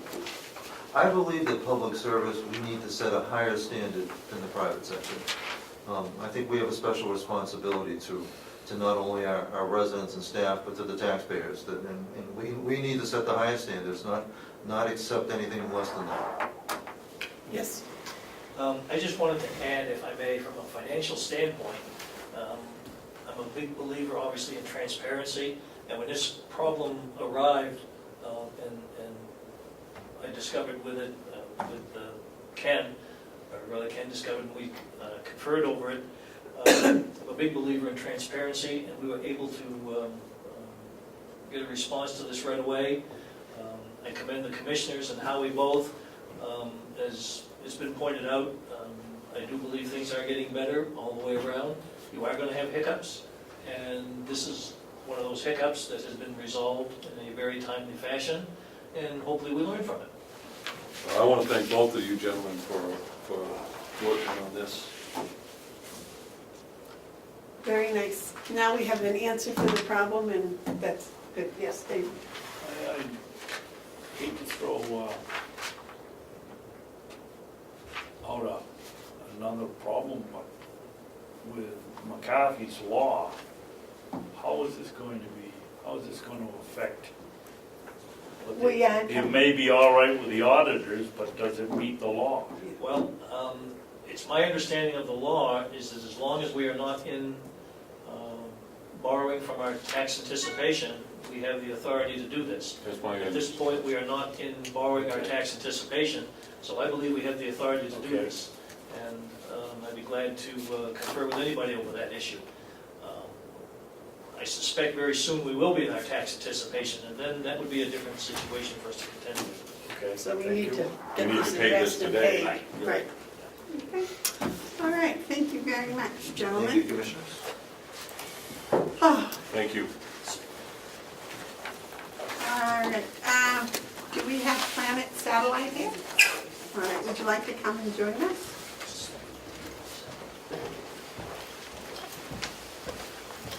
Hi. Commissioners, this is Dave. I'm sorry, I don't remember your last name, Dave. From Planet Satellite. Commissioners, a couple weeks ago, had asked him to come up and explain what he can offer for us. Excuse me. Yeah, you want me to show this to you? Okay, no, just Okay, before yeah. the treasurer left, I wanted to read. Oh, let me grab them. And check, Did- did you find what you were looking for?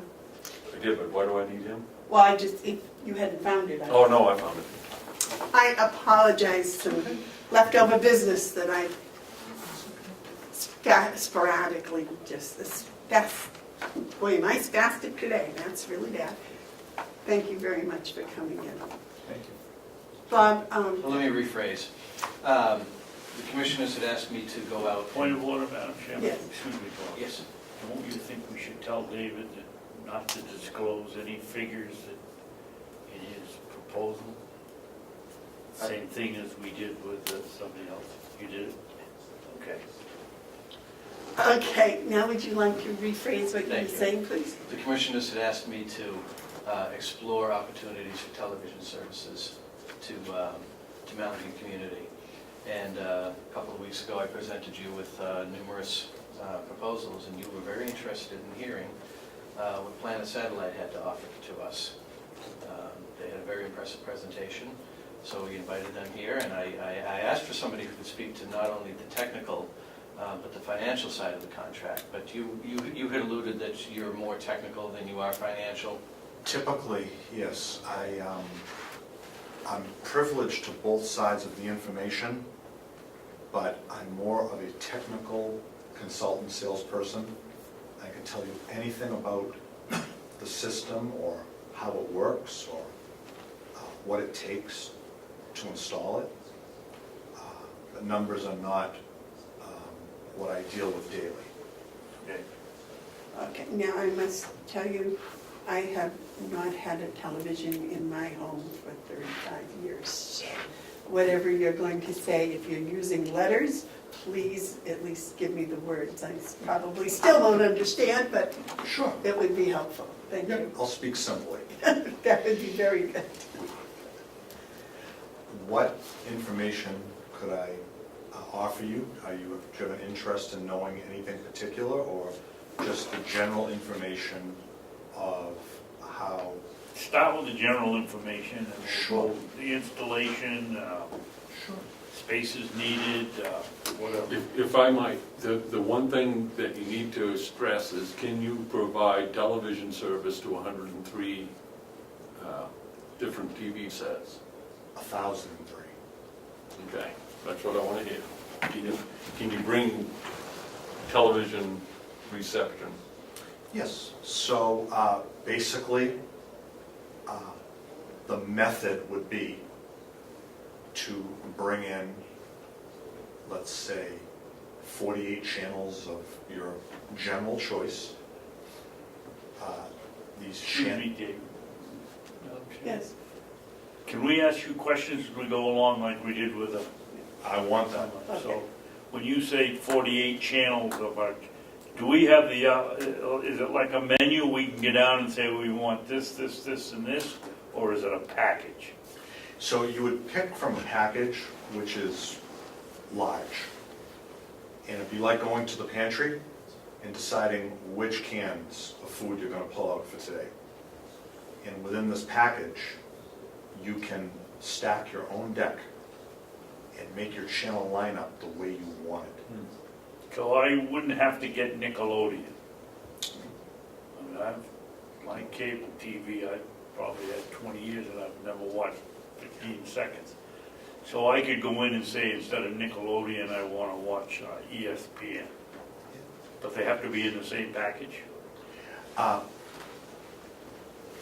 What happens is that you're allowed to pick from a large menu. I'm going to make up a number, 100 channels. Okay. You can look at the 100 channels on paper and say, I want these 48.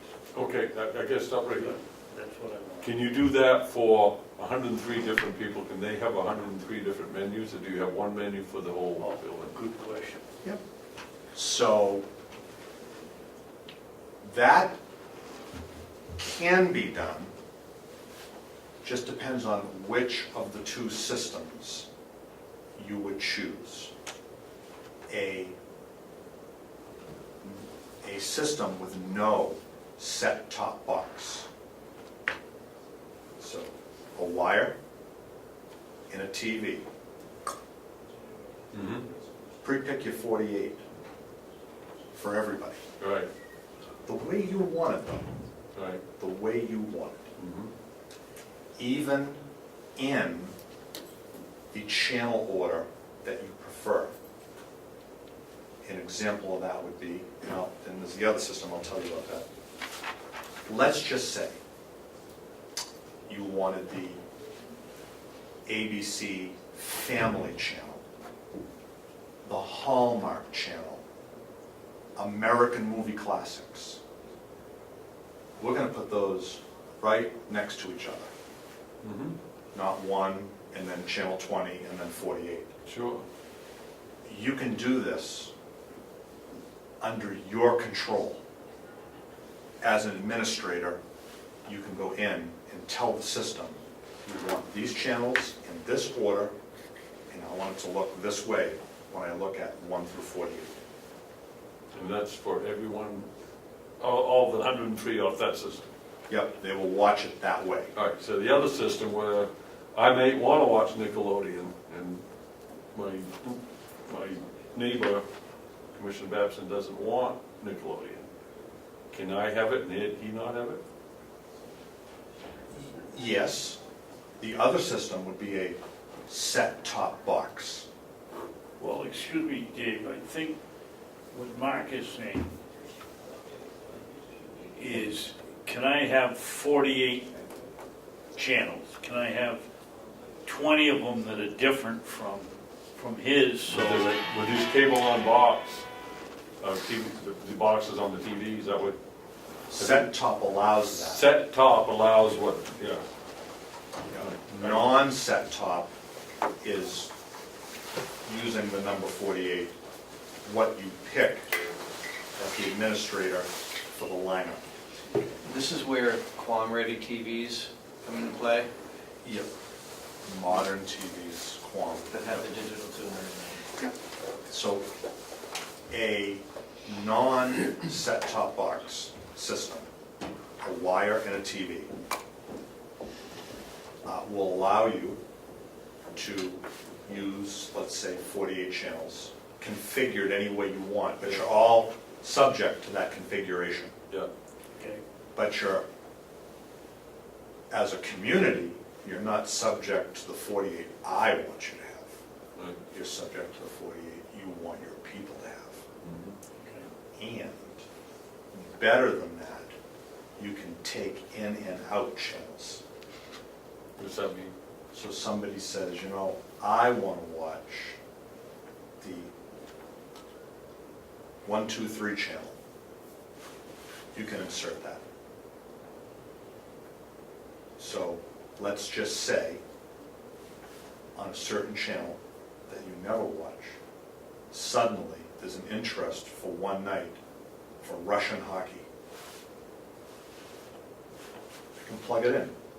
How about if the Russians are playing every night and you want to change, you want to, Keep that, yeah. you can leave it in. Can I do that as the administrator, or do you have to do that for me? It's Is there just, any fee associated? As long as it's within 48 from the original 100 menu? So if I want to watch hockey, and I'm in room 1, and I want to watch that, I can watch that, but if he's in room 2 and he wants to watch Dobie Gillis or something Sure. like that. Nickelodeon. Yeah, yeah. He can do that?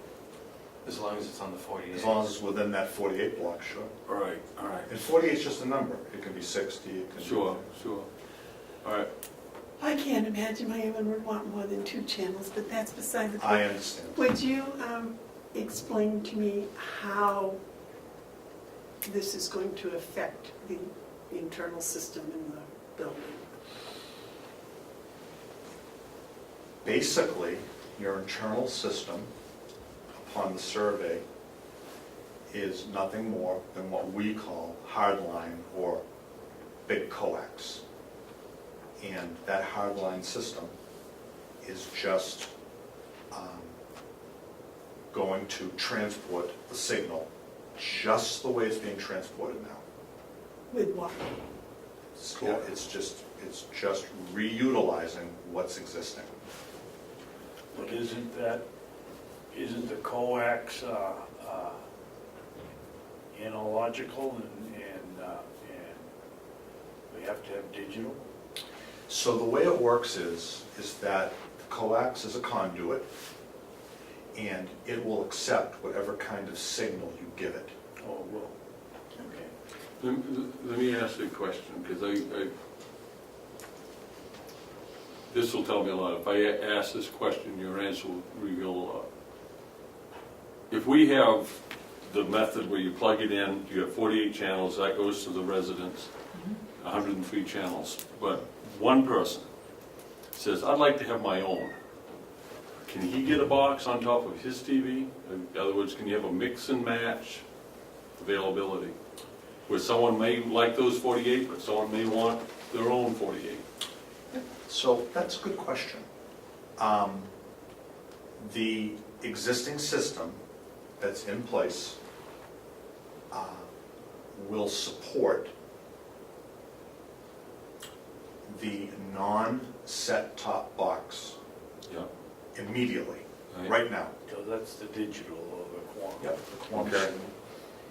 The existing system will, as it is currently, will not accept set-top box for one or all. It would have to be adjusted. We'd have to do what's called some express wiring, and we would have to take some dedicated wiring to the areas that support multiple rooms, and we have to express signal to them. Okay. That could be done at any time, and that would be a rather simple process. Less than $19,000. Oh, sure. Okay. Well, you say simple, but you haven't run any wiring in that building.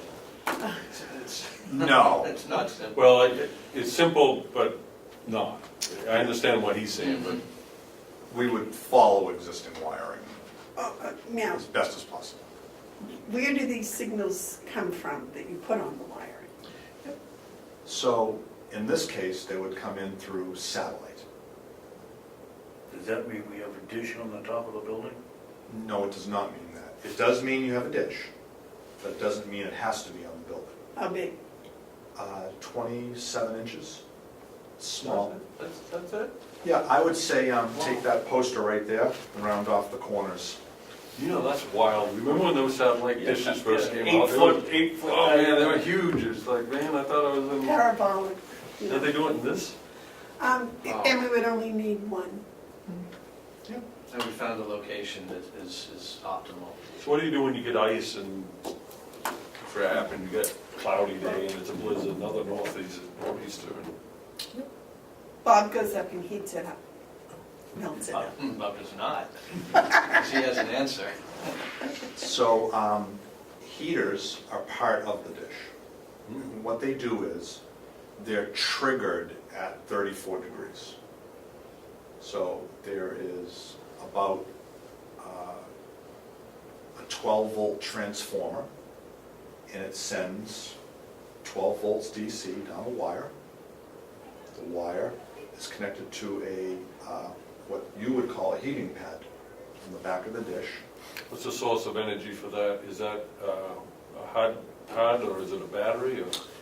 It is a AC to DC transformer, so Okay, and it plugs in Yep. at the closest point to the dish. okay. When I was in Alaska, we had satellite for everything. Been there, and yes, I understand.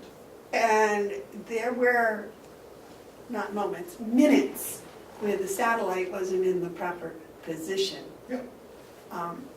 Is that a problem here? No. So, as a note, Alaska is outside the standard footprint of satellite reception, and you do use the oversized dishes in Alaska because you have to. Here within the states, the signal saturation is high and strong, and with a properly installed dish and a heater kit, and even what I would refer to as a flexible cover, there's hardly ever issues with satellite reception, period. Even cloudy days? Yes, one of the, unfortunately, every business has its black eye, every business. In 1994, DirecTV broke a sales record in America for any appliance sold. They sold 1 million plus satellite systems in 365 days. Nothing ever sold that fast. And the marketing strategy was awesome. They utilized Sears, they utilized major chain stores. They put them in cute little boxes and charged $699 and $899. You could walk in, drop a credit card, pick up your dish and receiver, walk out the door. That was great. What wasn't great was 1 million satellite systems sold in 1 year was an overload. So you went home with your satellite system, and like anybody else, you would want it to work. But unfortunately, there weren't 500,000 installers at that time, because we were the old timers putting in big dishes. So we were used to walking slowly, because with big things you walk slowly. So now we're flooded with calls, and you don't want to wait for me to get there 3 days later, because you're as important as the other guy. Well, most people took that into their own hands. So with a screw gun and a couple of willing friends, that dish was put up. And the black eye came when you didn't use a proper meter in proper connections in proper weather-tight material. So it worked, but you were misaligned, you missed the signal by 30–40%. Then when cloud cover came, it diminished your signal. So now you're at 60 to 70% signal. cloud cover comes and diminishes it below 43%, and you lose your picture. That was the black eye in the industry. In 2006, they took away direct consumer purchasing ability. So you had no choice but to call somebody who had a truck, a ladder, a meter, and weather-tight material to do it correctly. And since then, that black eye has slowly went away. How much electricity does this use? Very low. There's one amplifier, and the amplifier, I believe, is 24 watts. Is it on your dish? The amplifier is inside the building, and it sends voltage one way to the dish, 18 volts at 24 watts, and it sends signal the other way, driving the signal through the building. So you are no more than, all in all, everything said, you're less than an amp, which is 140 something watts. So you're amplifying the signal, basically, not changing the voltage. No, just amplifying the signal and processing it. Now, changing the wiring in the building, which you said was a very simple thing, is that a very inexpensive thing also?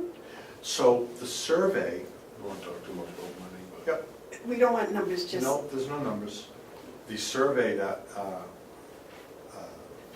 we had a few weeks ago was not a survey that was wire-bound. It was investigative. I see how you're built.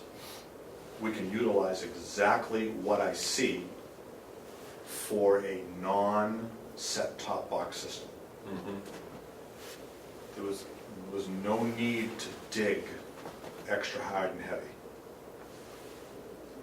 And as was just mentioned, I haven't really seen the wiring. It's true, I haven't. I've seen where it lands. It's like opening up a closet. I can tell almost everything about you by your wardrobe, just by opening a closet. And that's the same thing with the survey that was a couple of weeks ago. Okay, now we have 10 TVs that aren't QAM ready. Do you have a solution? Yes. So, on the open market, third-party sellers, anywhere, Amazon's the best place. They sell QAM converters. They will accept a QAM signal and convert it to non-QAM. In other words, they will accept the signal from this system and turn it into your standard audio-video signal, which would be channel 3 out, audio-video, which would look like a yellow, red, and white plug-in cord, or an HDMI cord, non-QAM. So these converters are inexpensive and easy to get. Does that make sense to you, Bob? It does. Okay. And they would change their channel with a remote control that would change the channel in this box. Yes, the converter would utilize a remote control, and the converter and the remote work together as one. David? What is the advantage you offer over dish TV? So, like any other product that's out there, there's competition. And the one thing that I admire about DirecTV versus Dish Network per se, is that it's easily serviced, it's fantastic signal, it's one dish, and you can have any channel you want. Any channel you want. Yes. Next question. what happens if we have a problem? I went to DirecTV to try to switch from Spectrum to DirecTV. I called up and I couldn't talk to anybody, I had to go to the webpage. We don't want that. We want to be able to talk to somebody and get some answers and get something fixed. You're not the only one. I can tell you facts. So, if you want one phone call dialing, you've come to the right place. We've been doing this since 1985. No, that's okay, David, as long as it isn't a 30-minute wait when you get the one. Nope, nope. We've had the same 24-hour phone number since 1991. It's direct dial, and you get whoever has that phone. And whoever... A real person? Yeah. Yeah. It's just direct dial. It's the same number. It's never changed, and it's always been our philosophy. So here's an example. What is that number? 600. 1-800? No 800s. Okay. 617 617 240 240 1070. 1070. Did we get a menu? Just get a real person. Is that your Planet TV number? That's a Massachusetts number. Yep, that number right there is our 24-hour number. Either Jeff or myself will answer it most of the time, and it's direct. There's no press 2, 3, 4, or 5 stuff. And even better than that, you can even use your phone if you choose to text to that phone, to just throw a message out there. Now you're out of my league. No, but that's No, but you're right down my alley, that's the type of communication that we want. Yeah. How long before you respond to the text? We're text heavy. We actually prefer texting. So with that, we're able to manage your problems faster because it saves you, and it's your choice, but we've learned, it saves you the emotion of trying to get your message across. We know you're not texting because you're bored. We know you're texting because there's something bothering you. So when we read the text, it dumps the emotion, it states the facts. Call me as soon as you can. Well, I think something's going on, we need to call, and we just hit redial and call you.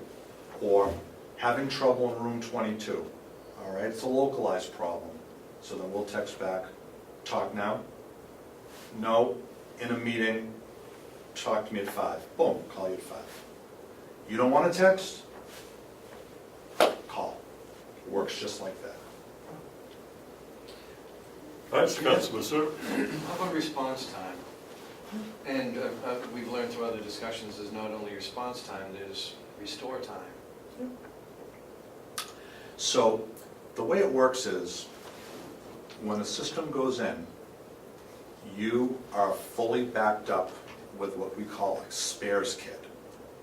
So on site, if for some reason you make a call at 8 o'clock on Sunday night, let's be real, these are the calls that bother us the most. They bother you, they bother us. We'll diagnose it over the phone with you quickly, and if we think it's a part, and there are not many parts, if we think it's a part, you have a box of those parts in your possession, and we'll tell you what to do with them. If that doesn't work, and it's still 8 o'clock on Sunday night, we'll see you Monday.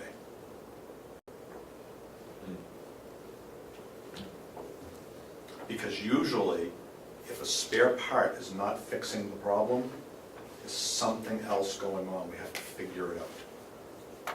So you have a spares kit, you have a 24/7 phone number, and you have support all the time. And you'll be there within 24 hours if it's... If it can't be fixed with a spares part, we have to. We have to. How many people do you employ? 5. We outsource to 3, we employ 5. So who would we be dealing with here? Would we be dealing with Woburn, or we would be free. You would, all your calls basically route through Woburn. We try to get the point across that when you have a problem, we create we call it a ticket. The ticket's time-stamped. So we're very aware when a problem comes in, we want to resolve it quickly. And when it goes in through Woburn, it's either going to come in through the 24-hour number, or it's going to go right to the Woburn office. And then we respond to it right away. But this number goes to you? Yeah, whoever has that number at the time, whether it's myself or Jeff or even other people, but it's all direct. So what is your function, other than salesman? So, in 1985, I started a business called North Atlantic Satellite. And that was a partnership. In 1993, the partnership dissolved, and we changed it from North Atlantic Satellite to Planet Satellite Incorporated. And we went business direct. And I built the company. Excuse me, Dave, which means what? Which means I saw what the future was bringing, and I wanted to start a company that serves businesses and businesses mostly. My function in the company is to oversee everything, but my focus in the company is technical sales. So you're the owner. Very modest owner, if I might say. Yes, Mark? So how far does Planet Satellite, what's the farthest north with your clients? How far north do you reach with your operation? Right to the border, Canadian border? right up. Are you, We have 2, 3, 4, 5-hour drives can you? weekly and monthly. Can you reveal a institutional client that you might have? References. We have, many references you want. To reveal, we can do that on paper, Okay. and that's done through Susan at Planet Satellite. To date, we are over 4,600 installations since 1985. Business. Hospitals, institutions, you name it. So you have hospitals or institutions any further north than Ossipee, New Hampshire? I don't know. I know right below here, we have in the Dover area, Stratford County, I know we have the prison system, and Do you have the correctional facilities in Stratford County? they're a long time with us, since 2003. And we've got the, what I refer to as the rest home across the street. And it's funny, I didn't realize this, but we all call the same kind of road the same name, doesn't matter where it is. Yeah. Yeah. And so, in terms of a similar complex, we're in that whole complex. So you have the Stratford County nursing home? They have an older system. Well, my question is, how far away are you from what you're normally used to, you know, as far as your drive time and your Doing familiarity the with maintenance at first. Sure. Yeah, I mean, it's, This might seem far for you, visually, but for us, it's an everyday occurrence. A half-an-hour drive or a 3.5-hour drive. Yeah, but a half-an-hour drive in Woburn is only a half a mile. Up here, it's a little bit greater than that. yeah, We're basically blind to distance. okay. Yes, David? This may, Dave, this may be off the subject a little, but what can you do for internet connection? Or So, do you don't do any? You might as well pick your brain while you're here. yeah, absolutely. So if you wanted internet, DirecTV currently is not an internet provider. Their new parent is now AT&T. DirecTV was DirecTV by DirecTV. Now DirecTV is DirecTV by AT&T. And you can better believe in a very short amount of time, I'd say in the next 1 to 2 years, if not sooner, they will have a robust package available for not only TV, but combo TV internet. That is not today, it's round the corner. Today, what is available for internet in the wireless sort would be HughesNet or Wild Blue. They are wireless providers by satellite internet. But isn't that very slow going up or very fast coming down, or there's some technical glitch in that? We call it latency, and there's a little bit of a delay. But In or out? sometimes both ways. Okay. So it depends on the circumstances. But both companies have launched the latest and the greatest to the point where it's good enough for phone service. The latency is nil now, it's down to nothing. Is it comparable to landline internet, hardwired internet? Yes. Is it better than it? No. No, let's just get that out of the way. It's not better than it, but it is a 75-mile-an-hour race car, and hardwired internet comparatively is a 100-mile-an-hour race car. There is a difference. So what's the it's similar download? to our phones. 100?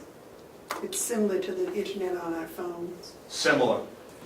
The download speed is 5 up and 20 down. The download speed's fantastic. You 1, 2, 3, boom, and there it is. The upload speed, if you're going to upload heavy material, and a lot of it, it's okay. It's 60 miles an hour. It's not 100 miles an hour. Can you elaborate a little bit on your Planet Satellite's uniqueness in the industry, where you're not only sales, but you are install, where a lot of other vendors are strictly sales? So,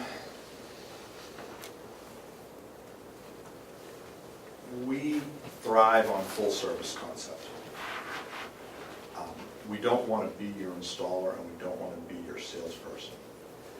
We want to be your everything. And the reason why is because we've never believed in passing the buck to the next guy. Well, if the salesperson didn't tell you that, then there's nothing I can do about it. That is just frustration. I saw that coming years ago, and it's not getting any better. Everything is, he sold it to me, she's selling me service, he's telling me I'm late on my bill.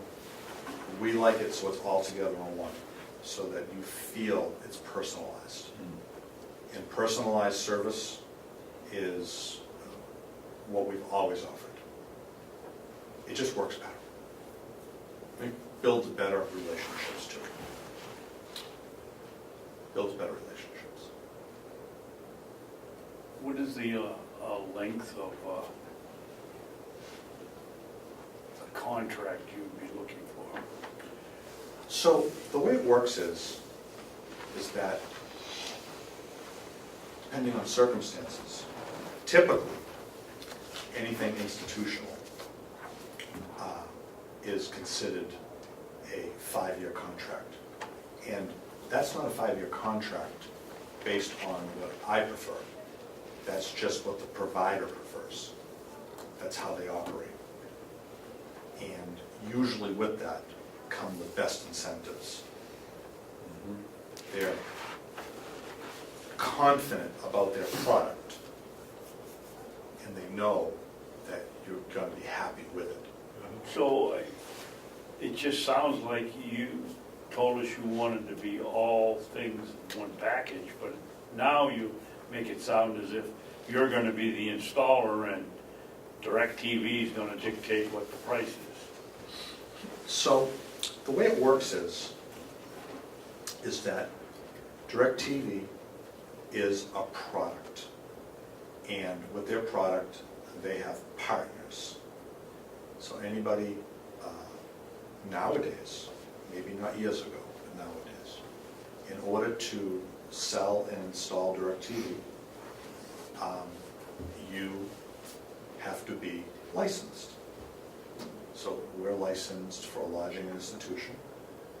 We're licensed for general, Should be Dave, licensed with DirecTV. Okay. as a business partner. Okay. And you have to conform to their training and standards.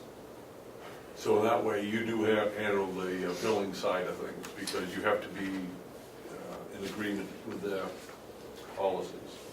DirecTV is responsible for billing you directly. We are just as privileged as they want us to be. We can call the billing center, we can talk with them. We have nothing to do with making the monthly price for the product, because it's their product. But we are all partners and licensed.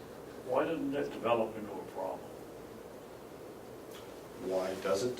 Why doesn't it? I mean, you're out in the field and you're fielding opportunities to do business. It's a competitive situation. Now you've got to go deal with DirecTV to find out whether they want to compete. No. Because we're partners, we're not competing with DirecTV. No, but you're going to compete against Dish, you're going to compete against the cable company. Yeah. I'm not sure I'm following your meaning. You're a partner with DirecTV. Yes. You say you're the installer, they handle the pricing. Yes. So now I'm a big institution and I want to put a system in. Do I use Dish? Do I use cable? Do I use Planet? Who negotiates the price for you people? I see your point. So there's two costs involved with every installation or agreement with DirecTV. There's two costs involved. There's the cost of the monthly programming, and there's the cost of labor or certain materials. And we don't negotiate the monthly cost that you will pay monthly. We do have negotiating power on the installation cost. So we negotiate that with you, but we don't negotiate the monthly. This is probably a good point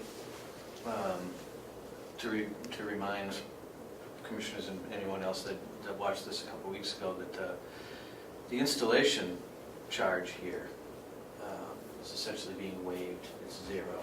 It's not going to cost us a penny. That's what I was just going to ask, because I thought it was going to be zero. Yeah. Are you going to make that up on the programming? We cannot, even in our wildest imagination, it is not possible for us to alter any part of DirecTV's standard programming charges. It is a national set fee, and even if I knew the owner of DirecTV, it wouldn't be possible. It's impossible. So how long, we've got the fee for for the connection here. What do we do about pricing the program? How long does that last? Is it like some other people we talk to that raise their price and you go in and complain about it? No, well, we give you a lower price because, well, why didn't you call us and tell us you could give us the lower price? What do we do about the pricing for our scenario of 48 channels? And ESPN, it goes up for you folks another $1 million. They gotta make it up somewhere. How do they hold the price, or don't they? So there are some things I do know, and there are some things I don't know. I'll tell you the parts I do know. What happens is, when a contract is entered between you and DirecTV for your monthly programming, that also is an agreement between DirecTV and the programmer. So even when, I'm going to give you an example, ESPN raises their price, they can only raise it with the new customers starting. So if they've entered an agreement with you for a set amount of Your time. grandfather. Yeah. We have customers to this day that are grandfathered in programs, deals from back in the 90s, and are still at that rate. I wish that was true of mine. I know. And the only catch is, you can't change anything about it. It has to stay just like it is. You mean the whole package, in our case, the old 48 has to stay the same? Well, I'm referring to, Or are you talking So, about one channel? I'm referring to what I'm gonna call smaller business viewers Okay. that are in a different segment, but it's the point. Once you are in that package, you're in it. And So if you change it, that allows DirecTV to You've adjust upset- their prices? yeah, you've upset the apple cart because you've broken the agreement. Okay. But it works both ways. If you don't break the agreement, you're just flowing along at that rate. How would that affect us, Bob, if we set our famous 48 stations now, and we find that a majority of our residents want to watch X, and we don't have it, and we're out there 6 or 7 years, and we want to change it? Well, I think the ability that would we still be able to choose from that main menu without upsetting the apple cart? Yeah, but once you pick them, you've picked them, right? Yeah, but that's not the apple cart. No. The apple cart is the service that gets you to the point where you're allowed to exercise your choice to pick. Picking is an upset of the apple cart. That's right, it's not. Now, this sounds almost too good to be true. So what's wrong about it? Nothing. This is typical.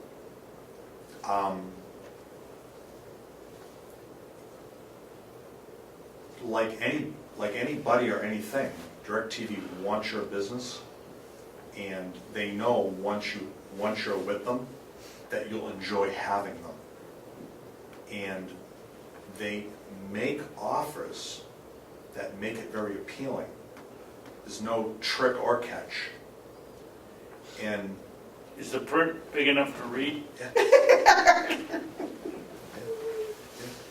So would our arrangements read with Planet Satellite or with DirecTV, or would it be with DirecTV through Planet Satellite? That's how it would be. Because you're a partner with Planet Satellite, with DirecTV.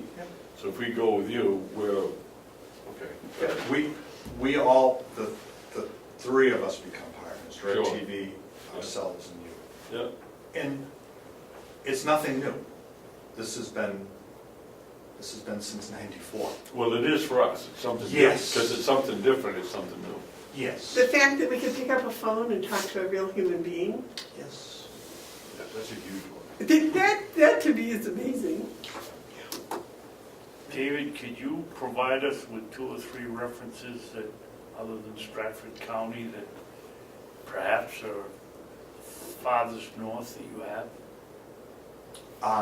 I would defer to Susan for that. Well, we don't care who you defer to, now you're Yeah. talking, now you're sounding like the recording. Oh, yeah, no, Susan runs the front end of the office, Yep. and she'll give you all the information you want. So you pass that on to her for us? Just speaking of that, I have been in contact with Susan on multiple occasions, and when we were putting these numbers together, she was emailing me from her kitchen table at home, 6, 7 o'clock at night. We were So talking she together. doesn't work? No, She at walked 6 or over. 7 o'clock at night. She had just gotten home, and she had a laptop, and we were communicating after dinner. So she was very reachable. Let me throw this in real quick. So,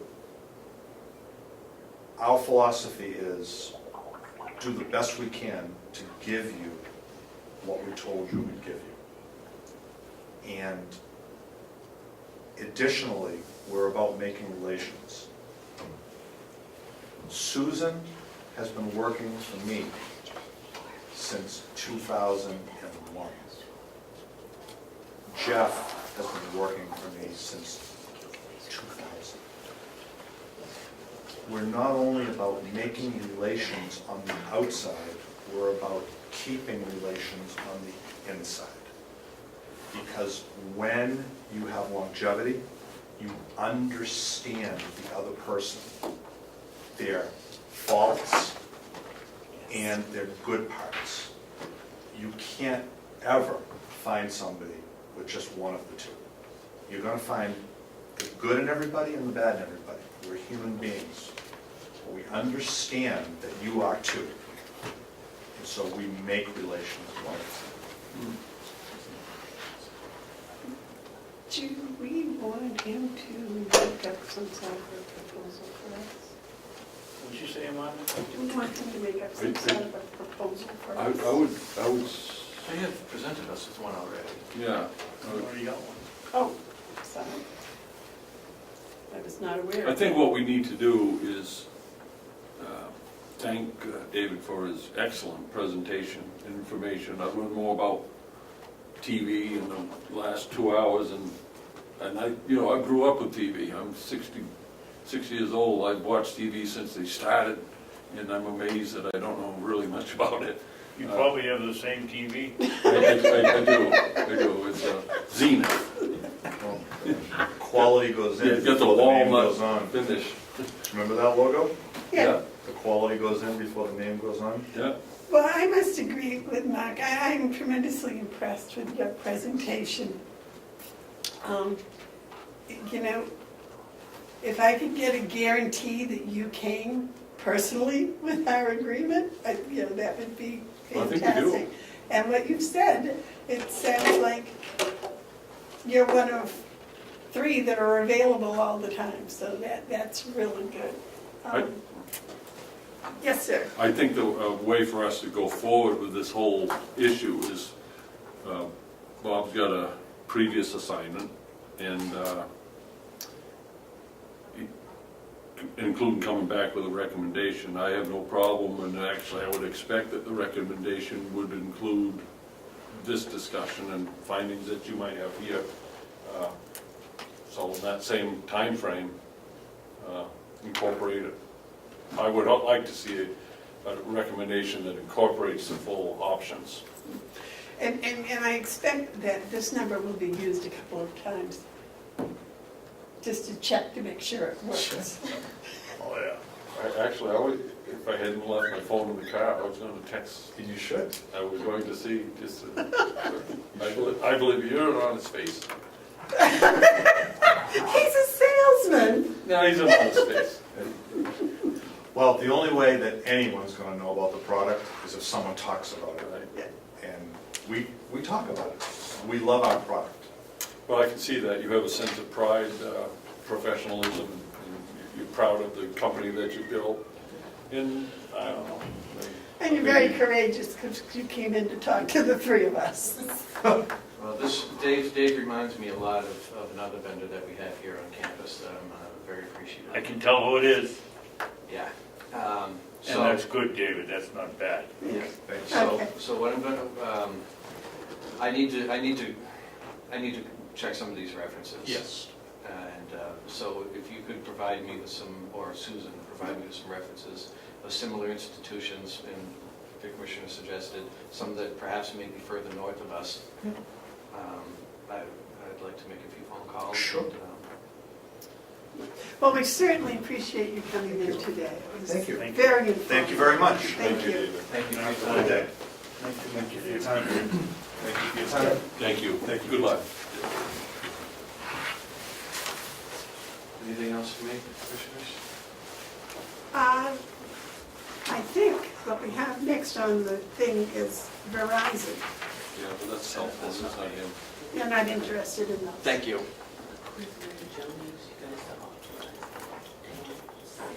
Oh, Okay, here you go. Would you ask Joe to come back in, please, Bob? Yeah. Okay. what we get? I'll be right in. Okay. Yeah, I want to know what that's all about, is it? You need to sign it because they wasn't the delegation reauthorized. Oh, they did. So, They authorized it, so we gotta sign it. I didn't know, that's really nice, I appreciate that they did that. Todd Wigan is supposed to be here at 11 a.m. he could- Okay. All right, I'm gonna ask Joe when he sends you a question. Yes, I think he'll explain.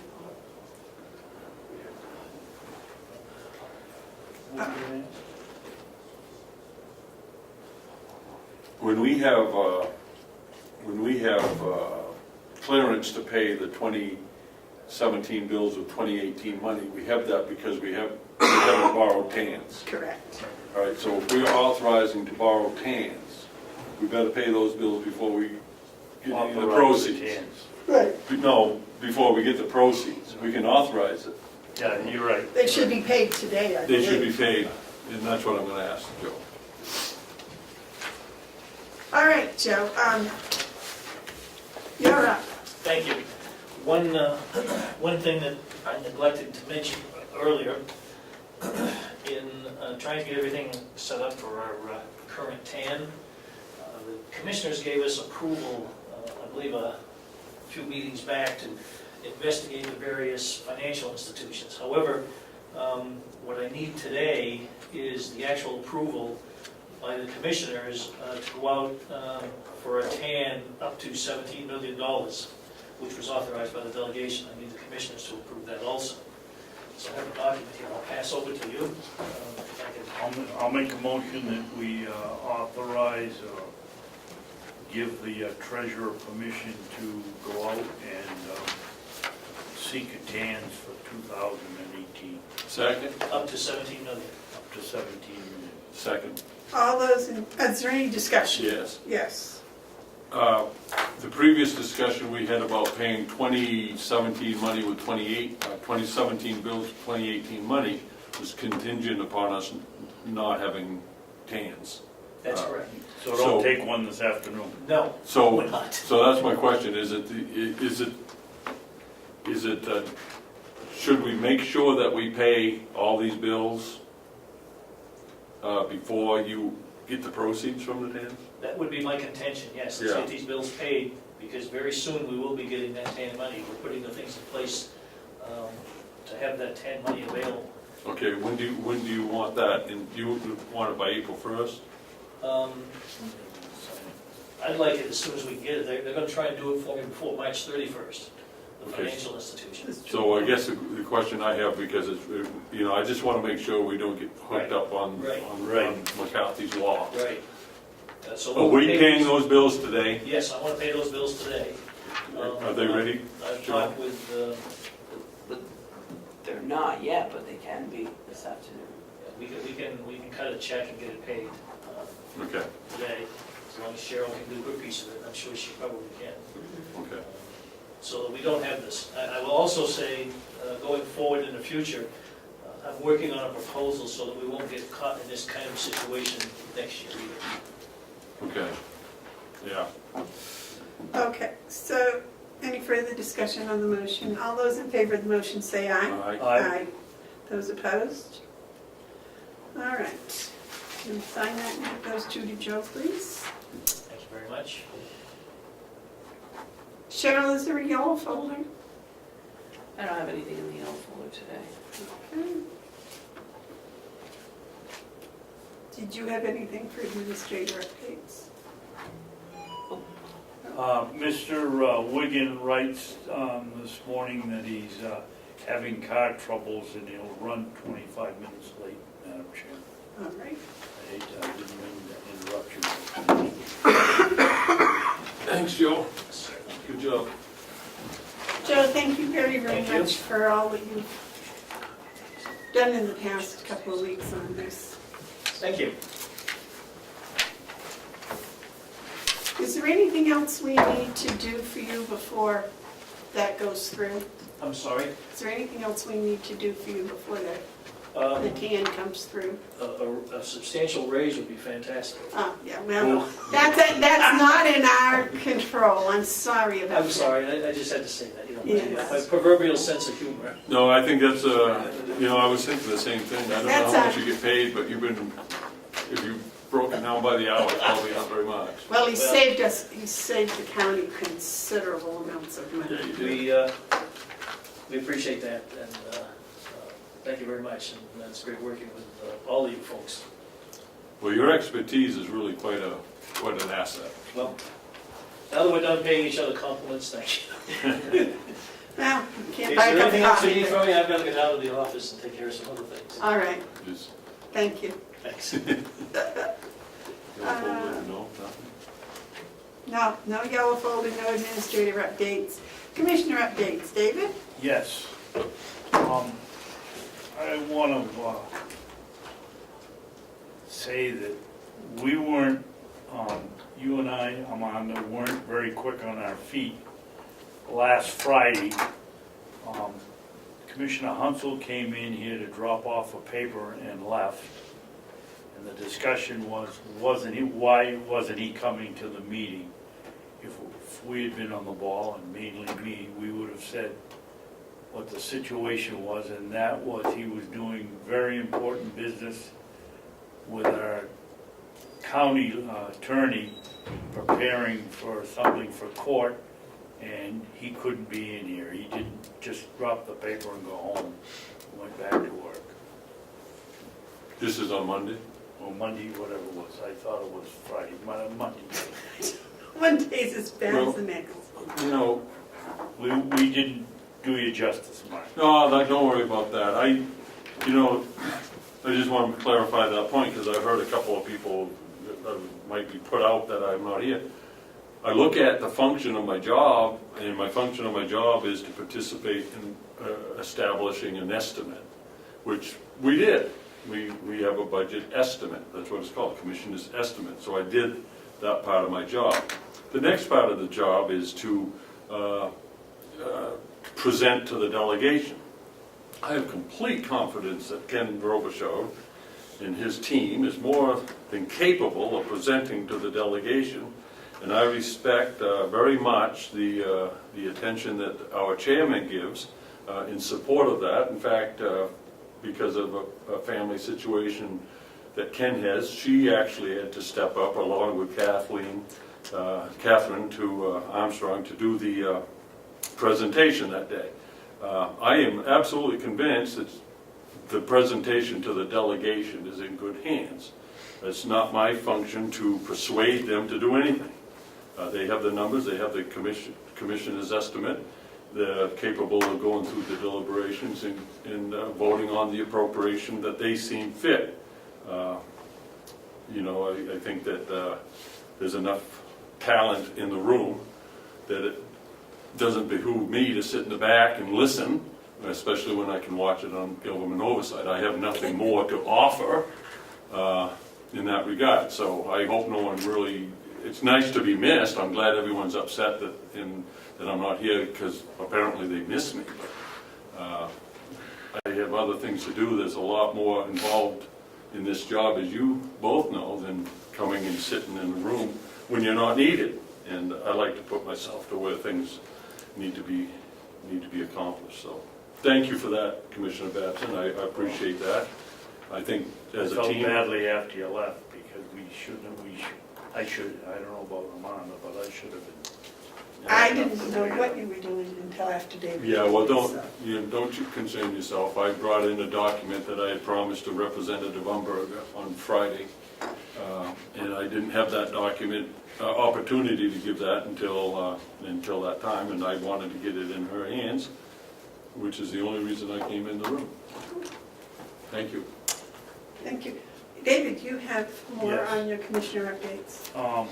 I would just like to thank and point out to everybody the outstanding job that Will did, Will and Mark and the two or three inmates they had of cleaning the snow up in the last storm. Apparently everybody thinks it's a 10-minute job. I think Will worked straight 32 hours before he got it cleaned up. We've got 3 shifts that he has to jockey around to get plowed. He had to put down the brine before the storm, and frankly, I don't think he gets enough credit for the good job that he does. That certainly was quite a storm, yes, Mark? I want to jump on there with David on that commending of our Will DeWitt. I think that we're very fortunate to have him. He's a hard worker. He knows what needs to be done, and he gets right on it to get it done. And when you have that much snow and it's removed and people can go about their business, it doesn't just happen. And I heard it was 32 straight hours for him. It doesn't surprise me because he's a trustworthy, hard-working young man. To me, he's a young man. He's probably not a young man. I want He's an to, adolescent to me. but I want to publicly thank him and his crew and let them know that I think they've done a tremendous job. Thank you, gentlemen, and I agree with both of you. The last thing is, I'd like to point out that the Mountain View contract went out to the draft, or the one that was ratified, went out to all the members of the delegation yesterday. There is in this little discussion about making contracts provided, there is a need for the legislature at some point to take a look at the law, because it does clearly state that the information they get is not inclusive of the whole contract. I think that's ridiculous. I'm glad that we gave them those contract costs, and I believe the delegation has every right to read the entire ratified contract as it's been provided. It's a public document, and I thank Commissioner Babson for getting those contract costs out. And I hope that flow of information is perhaps a little bit easier to make. That's it for me. I have nothing. Maybe just a little bit of a correction. I emailed those contracts out yesterday afternoon. Oh, thank you. Any more updates, David? No? You have any updates, Mark? I don't. I'm all set. All right, I have one. I have it somewhat written, I think. Oh, somebody was using my calculator. Sorry. No, that's okay.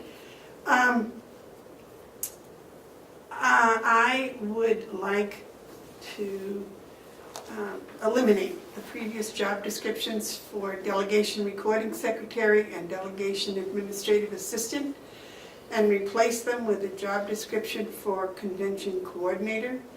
The job description for convention coordinator would be, the coordinator will be employed by Carroll County and assigned to the Carroll County Delegation. The coordinator will act as recording secretary for all delegation meetings and as administrative assistants on an as-needed basis by the delegation. The delegation chairman will authorize all pay requests. Was that figure correct? Yeah. 28,550. the total annual compensation shall not exceed $2,850. And I guess, should I make that a motion, or do you Yeah. want to discuss that? No, make a motion. Okay, I make a motion to do that, Cheryl. I'll give you what I have, if that would be it. I need a second. I'll second for discussion, All right. because I think it's an important discussion. I have a whole lot of questions. All right, it's open for discussion. So just to restate what your motion is to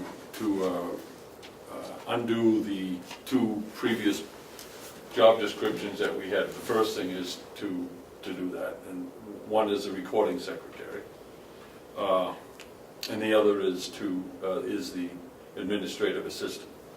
And you're looking to combine this into one that's called, what was? I don't care What- what you yeah, but call what it, did but you I call it? called it Delegation coordinator. delegation coordinator. Okay, so that's what your motion is, and to support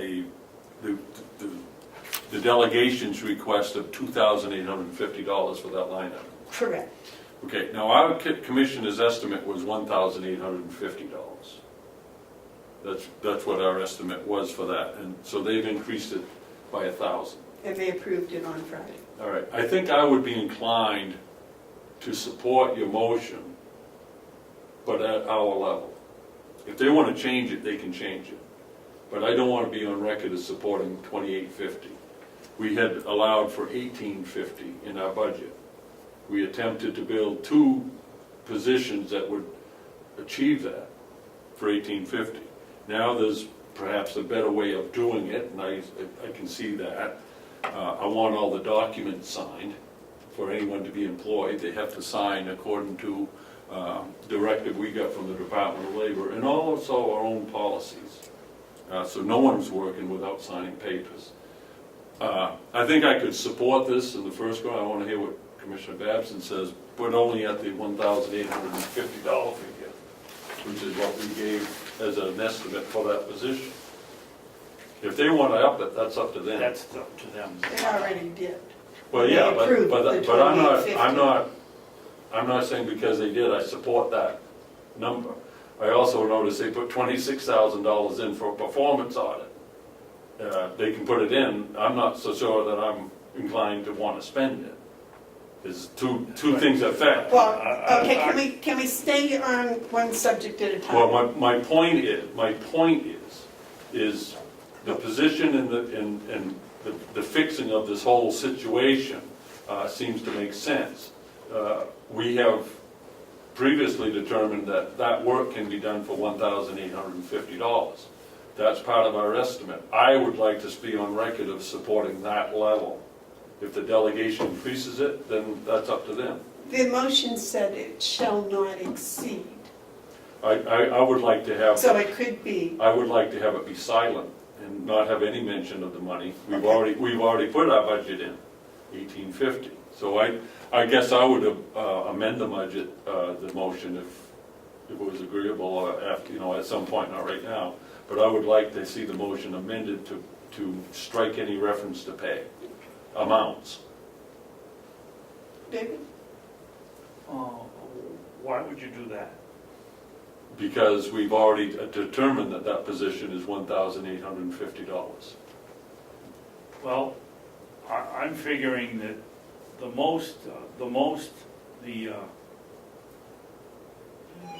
recording secretary will be required to work as six sessions.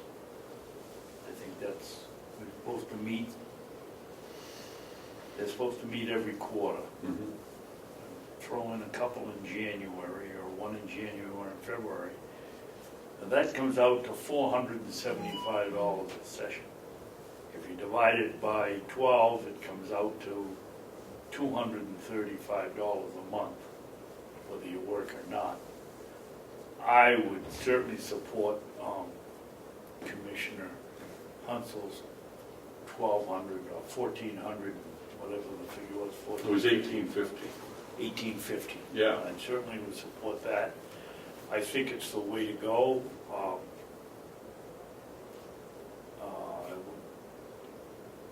have a little bit of problem with not having control over what the money's spent for, but I'll concede that to keep things rolling. Well, you know, Yeah. I agree with you on, you know, who answers to who, and every employee answers to Ken as far as adhering to our policies and whatnot. But we do assign workers to work under different department heads. We do that anyway. So if we were to consider the chairman of the delegation, the department head, I think it fits into that model. I guess what I would like to do before we decide on this is, I have heard, and I don't know, I didn't hear it, but I have heard that there was some comment that there's a tit-for-tat approach taking place here, that we have requested, we did request another person for downstairs, and there's been some talk, I don't know how real it is, that that person is not going to be funded unless, I hate that unless stuff. I don't like to be backed in the corner on such a thing. There's no question that we need a recording secretary of delegation, but there's also no question we need help downstairs. So, you know, if we vote for this, I'd like to know what that does to the other position. I just want to know if that other position is going to be funded, or if the delegation is going to include the appropriation for that position. And the word tit for tat was used, so. Well, you know, and that word is unfortunate because it flags that this is some sort of, you know, quid pro quo. And I'm not playing quid pro quo. I'm not going to do it. We need the positions, we'll fund the positions, we'll identify the positions, we'll have the right job description. But to hold out on something that is desperately needed, we're working these people down in that office more than overtime. The workload that's on Cheryl and Jackie and Catherine is they need help. And, you know, I just think it's unfortunate that tit for tat usually means held hostage, and I don't like that hostage stuff. You know, I was taught a long time ago that two wrongs don't make a right. So I would like to do what we can do to do the correct thing, the next right thing, which I think is my motion. Well, you know, the thing And that... not attach any strings to it, and I would anticipate that those 15 members of the delegation, after having a week to think about what they did in removing $20,000 or 20 whatever thousand from the salary line, that they will reconsider it, because they're very intelligent, fair-minded people, and I think that having a week to think about it, they will reconsider. Well, I hope you're right, and you probably are right, but I have been at this long enough to know that I want to know that that's going to take place before I agree to something. They have made this a part of what they, or some of them have, that this is somehow related to, that looks like a deal. Tit for tat, held hostage, we're not going to give you this until we get this, means you got to go slow. I'd like to think that you're right, and you probably are, but I need to make sure that before I put my vote into giving them something that they want, that I'm going to be able to hear back from them that they do see the need for this position. This is total transparency, you know. People have to know that these are the type of dealings that we have to go through. We need a person downstairs. Badly. Badly. Of course we're going to have a recording secretary for the delegation, because it's needed, and has been needed, and will continue to be needed. If we're going to enhance this into something else, which I think is a good step forward, it cannot be at the expense of this person that we need. And when I get assurance of that, I'll vote. And until the meantime, I'd like to make a motion that we table this motion. Don't do it quite yet. Okay, I haven't made that motion. I'd like to make that motion.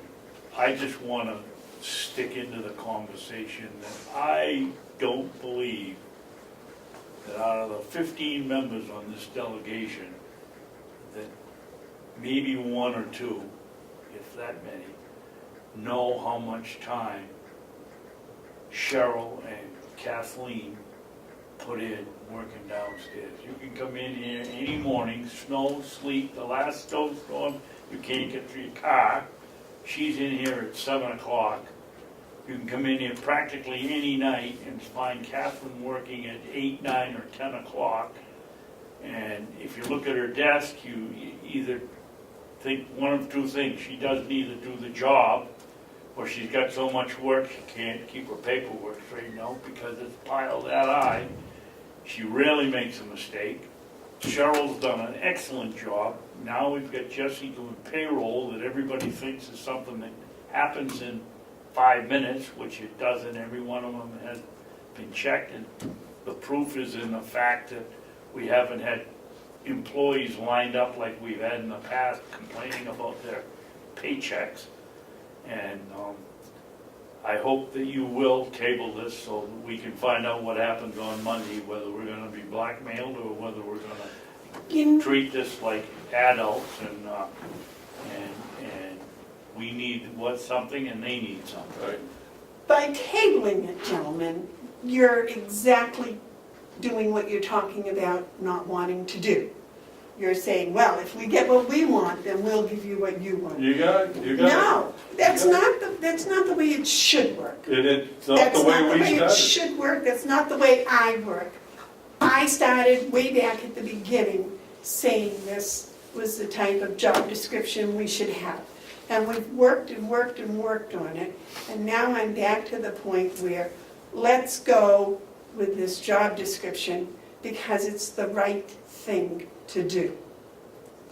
Okay, If all right. you want to play hostage taking and stuff, I want no part of that. Okay, so don't have a part of it, because here's the thing. We went exactly the way we were supposed to. We said, these are the positions, this is the budget. We weren't the ones who said tit for tat.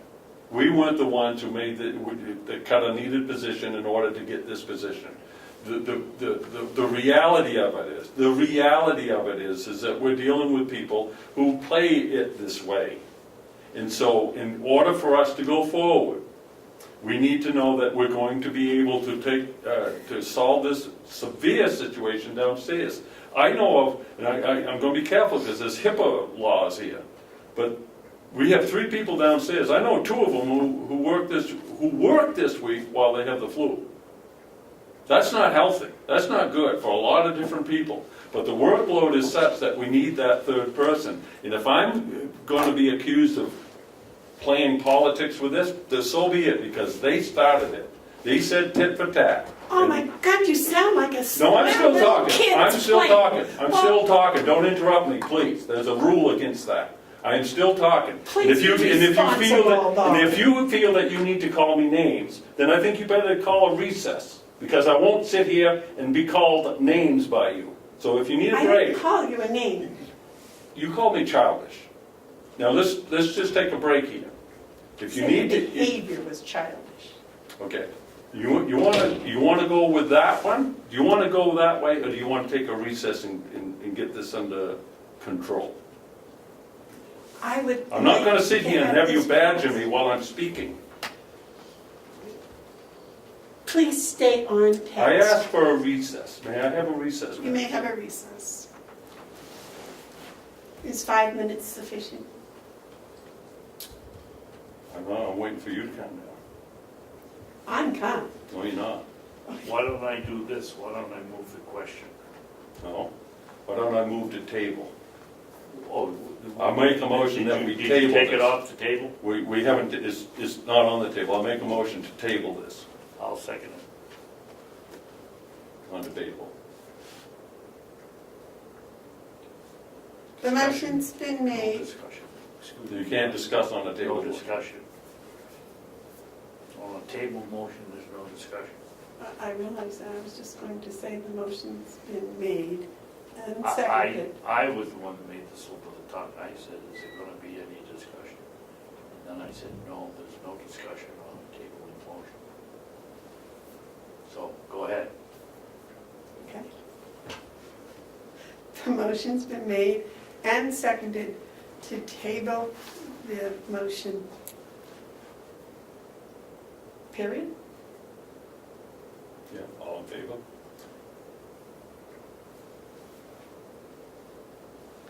All those in favor of tabling the motion, say aye. Aye.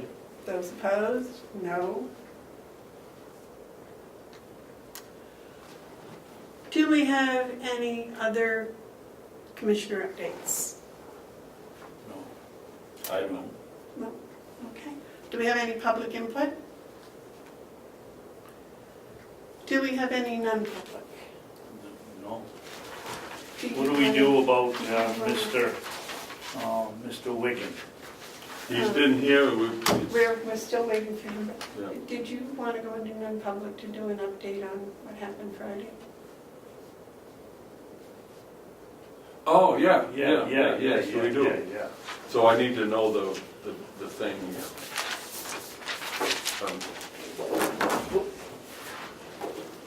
Yeah, that's good. It shouldn't take more than 5 minutes, should it? No. I'd like to make a motion, we go into non-public under RSA 91A:3, Roman numeral 2, parentheses, lowercase e, consideration or negotiations of pending lead. That's not the right one. Oh yeah, pending claims or litigation. Second. Roll call, please, Cheryl. Commissioner Hounsell, Yes. Commissioner Babson, Yes. Commissioner Bevard. Yes.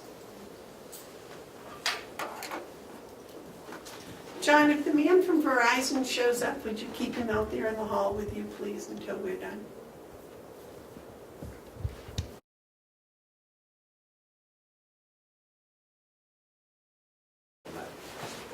Dave Babson. Now you can make your motion. I'll make a motion that we seal the minutes from the non-public session of March 21st. Second? All those in favor of sealing the minutes, is there any discussion? All those in favor of sealing the minutes, say aye. Aye. Aye. Those opposed? Okay. Now, if I am correct, we have, excuse me, David, would you like to introduce your person today? This is Todd Wigan. I'm not sure what his title is at Verizon. Government account manager.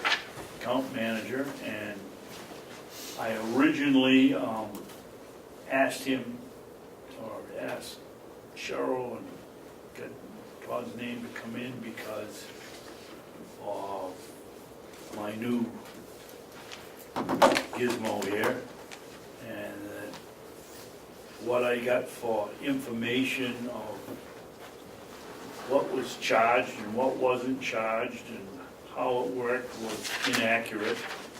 So I figured that I couldn't be the only one on the campus here that has a Verizon cell phone that doesn't understand all of the connections. For instance, we were told that all mobile to mobile was free, and it isn't. It's Verizon to Verizon. Told that if it was Wi-Fi connection, it was free, but yeah, it's free, but you have to know to turn your phone on. Set the button or whatever the heck you do. If I had my way, it'd be in the bottom of Lake Winnipesaukee. Anyway, so Todd, we'd like to know what, we'd like to know what the restraints are in using this. And then I'd like to go into the discussion about the Verizon telephone contract. Just bring up your account here.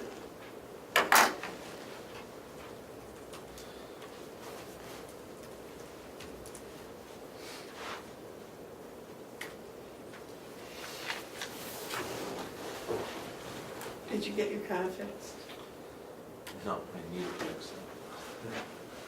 It's a power steering machine. It does not work too terribly anymore. So it's, another one of those bills gonna take care of me, I guess.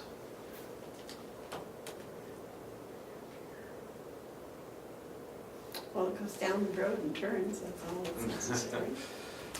Just a Turns- lot more It doesn't work. turn as easy as it used to. My philosophy is if it works, don't fix it. Kind of funny how it shows.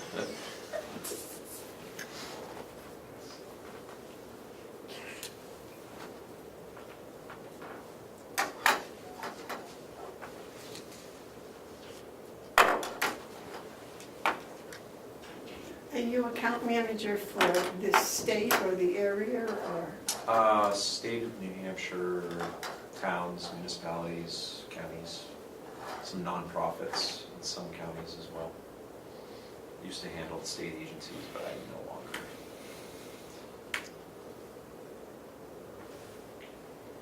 I understand that we have some sort of a contract through the state, is that right?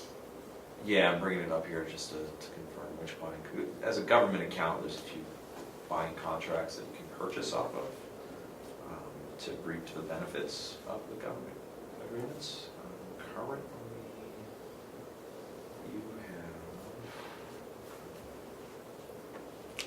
as it pulls up here, it's a state contract.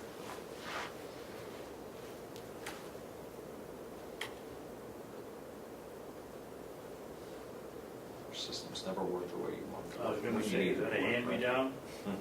A laptop, no, it's actually not too old, but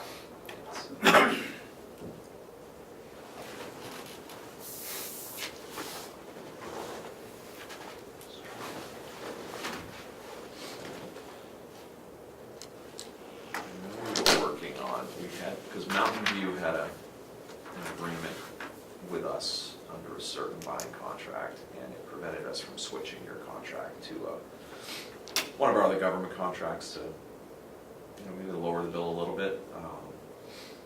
We had to get them switched, so that was something that we've done recently. Took a little longer than hoped.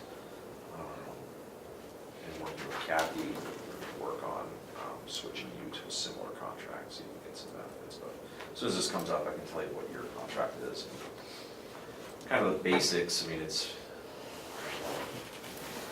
a lot of pages in those contracts to go through, but overall, I can go over what your plan is currently and what Do you know get. how many cell phones we have?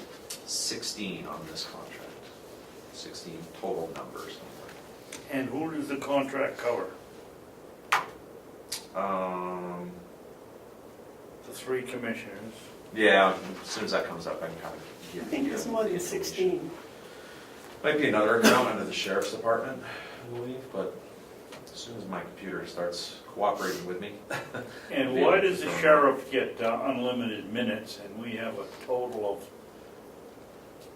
2,800 whatever beans or peas or whatever they call them for the rest of us, split up? That could be, I don't know. I didn't initially set everything up, but let me, yeah, you bought your account that I believe your line's on, Dave. Let me just double check your number here, just to make sure. I broke the bank on the first month. Is your number ending in 8228? Is that your phone Yes. number? Yep. Yeah, so So you tell them what it is. Well, that's all right, I broke the bank a couple of months ago when I was doing research. Yeah, so you purchase off the state of New Hampshire contract. They typically negotiate that every few years, and they have, certain plans that they put on there that are kind of non-standard plans, which would kind of be what you're on now. So there are several plans that we choose from?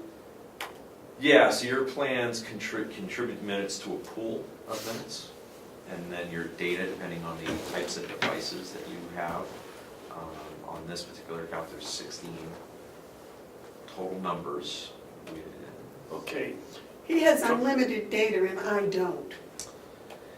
It may be that when you initially got your phone, there might have been a plan that offered unlimited data. The state of New Hampshire contract no longer has unlimited data as an option. You got them all on the same day. Not quite sure what happened there. okay, let's start with the basics. What's data? If I look at a picture, is that data? Yeah, anything that's going out to the web. If you're looking at a picture on your web browser, if I read an attachment from the, that you downloaded from the internet. Commissioner, you're checking your that's, emails. Ultimately, anything that's really not a phone call. You're using an application, anything that's connecting to our network, What about phone calls on Facebook? using data. Anything that's connecting to our network, So some of us have unlimited data and someone don't? Yeah, someone That's don't. That's not right. That's not right. the contract, you should have 5 gigabytes of data. I don't know if anybody has yet. It looks like there's a user still on an older plan. Those technically should be on a 5 gigabyte plan. You know, I'm not quite sure why they stayed on unlimited data when you got your phones. Well, don't you think they should all be unlimited data? You're not under the buying contract, you have to go by really, technically, whatever's on the current contract that you're on. State of New Hampshire, when they negotiated the agreement, their contract has 5 gigabyte allowance for their okay, so devices. how long is that contract? Never mind the state, that's Well, under- what we're buying. Under your, What's our contract? you don't have like an individual contract because you're purchasing under like an umbrella of the state of New Hampshire Okay, contract. so that contract, what's the expiration date of that? Let's see. Just into play, I believe, 2016. It's 3 years. We're not tied to that. We're just, I don't think we are. We're just like any other We can, unit that, Can we have- nonprofit that can we says, do a buyout and get out of this contract, is the question I want. that's what I'm, Because this is all over the boards, it shouldn't be this complicated. Well, not only that, if we're under a state contract, how come everybody's phone is different? Right. Something doesn't line up at all. no, What would it cost us to get out of this contract if it costs us anything? Nothing. In government contract, there's no termination fees. Okay. Contract for the state expires March of 2019. Usually they deal with the rep that handles the state contract side of things and Okay, so, negotiating the rates. so if we're under the state of New Hampshire contract that went from 2016 to 2019, then how come everybody's phone is different? And you just said, well, there must have been a different plan available at that time. I'm not sure. Sure. Let's see, 2 That's a good point. Yeah. Can't be both. I wouldn't think so. Can't be. I mean, the plans that they're on were probably in the state contract, and this was before I kind of took over. So the plans they had, there was probably unlimited data at the time we originally made the purchase. And then it's possible when you went to upgrade, the plan change didn't take effect to go Well, how on to the can we 5 gigabyte. upgrade the plan if it's a state of New Hampshire contract? I'm not sure what you mean. Well, you gave a plan to the state of New Hampshire, right? Their contract. Yep, And that's the one we're supposed to have, that's the one you have currently, right? right? Well, how could we upgrade that? How can you upgrade your contract? Yeah, because it's under the state of New Hampshire's How contract. can we upgrade the state's contract? You're not upgrading the state's contract. You just said somebody must have upgraded to, The plan, I'm talking about your phones, you upgraded your phone. So when you upgrade your phone, if you get the phone in, depending on how you activate the phone, whatever plan that was chosen when you did the upgrade, if you don't do it the correct way, the old plan may stay in effect, which to me looks like that's probably what happened here. So the plans that are there, they just didn't, there might have been like a glitch where they stayed on unlimited when they really should have switched to that 5 gigabyte plan. So technically, yeah, you're supposed to all be on like a 5 gigabyte plan. You just happen to have the older plans. so how does the sheriff get unlimited? He's not on the state plan, apparently. Yeah, I mean, there's options. I mean, you don't have to be on the state contract. It could have just been something that was the only option available at the time when you initially signed up. with we're spending Verizon. an awful lot of money Mhm. on cell phones and cell phone usage. Sure. And everybody's cell phone has a different way to figure the cost. I've Well, looked not at them. everybody's. You've got users on the account that have the same plan. There's just a few users That's that an- are off of that. Willie's isn't like ours, Will's phone isn't like yours and mine. But Todd's point is, it isn't, everyone's different. There's some that are alike and some that are different. And mine is different than the two of yours. I mean, all the minutes are still shared, so even though some of the users may have unlimited data, the minutes you have are all still pooled. You know, the For all unlimited data- 16 phones? Mhm.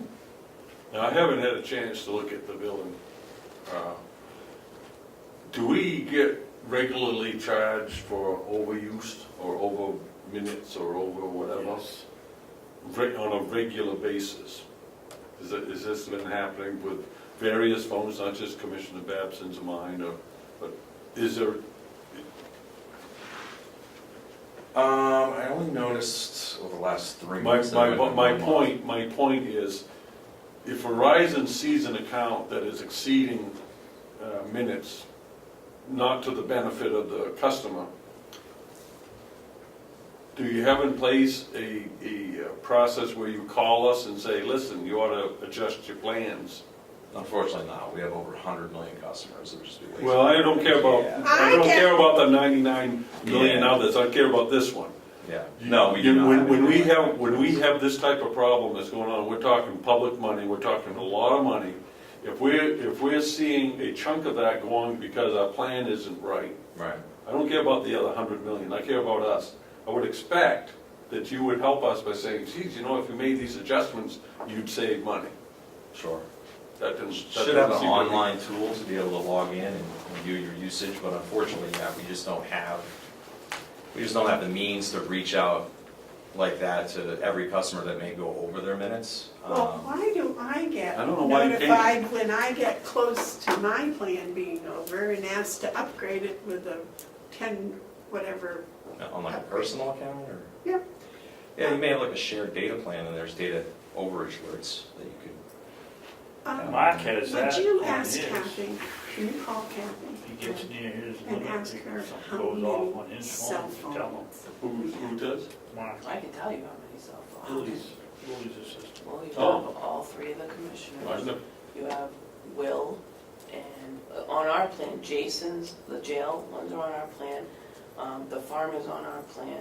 You guys are on our plan. We have the victim witness is on our plan. So Jason has, you want me to go get the bill? No, I Excuse just me, wanna know Madam how Chairman, many. but for once Okay. I know where something is, I'm gonna go get the bill from the first one, and then we can talk about what's. The current bill's on my desk. Well, I got, it's an old one, but it has all the information.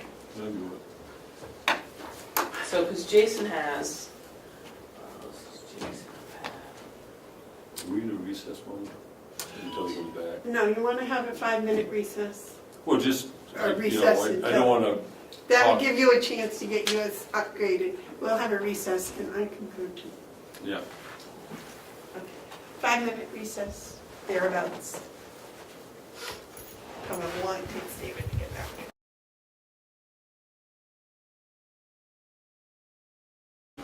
Only $700? We're out of recess.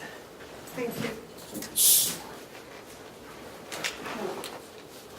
David, what was the point did you? I was gonna go get my bill and look, but as it turns out, it was the one it was a copy of the bill that I broke the bank on. Oh, sorry.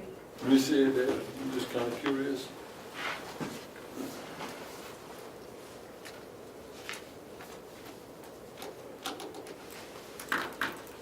What's your number?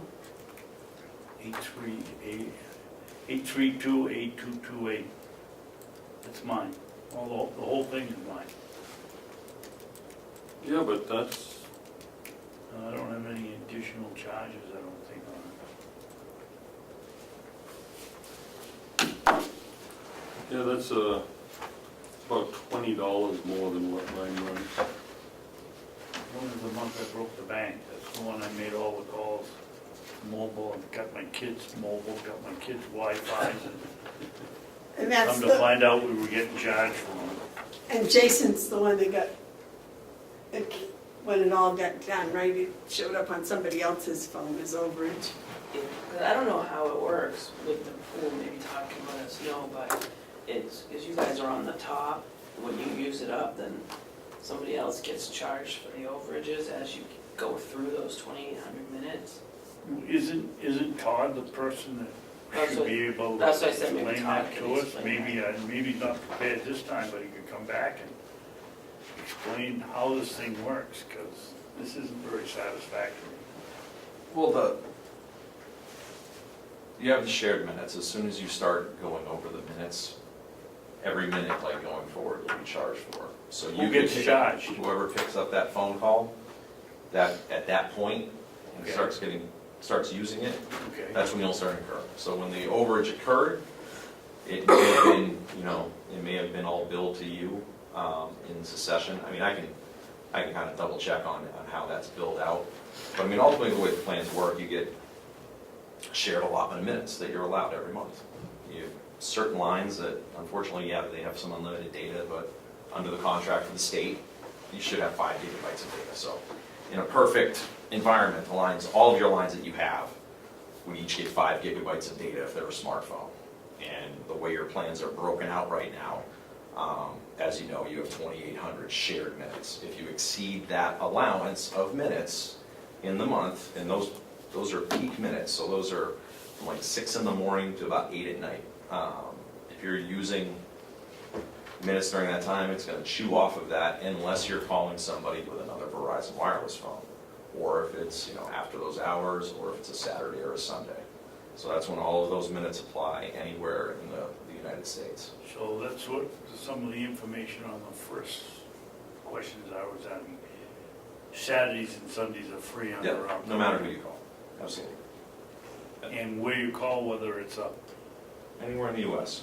anybody that's another mobile phone that's not on Verizon, it's on Sprint or something Yeah, else. that doesn't matter. Right? Mobile to mobile, it's really Verizon to Verizon. If it's Sprint on a Saturday, it's unlimited, doesn't it? It is. Yeah, Okay. of course, yeah. That's the way this plan's broken down. I mean, the state contract that you're on, this is, it's before my time. So I don't know if that might have been the only option at the time when you signed up. There's been periods where we weren't even on the state contract, so we didn't have that as an option to sell. But typically, there's multiple buying contracts that you can buy up. But one that I usually enroll my customers into nowadays is the NASPO, N-A-S-P-O value point contract, which is what we just converted Mountain View over to. And in talking to Kathy, we were talking about converting over to that. It does give you the option to have different types of plan structures compared to this one.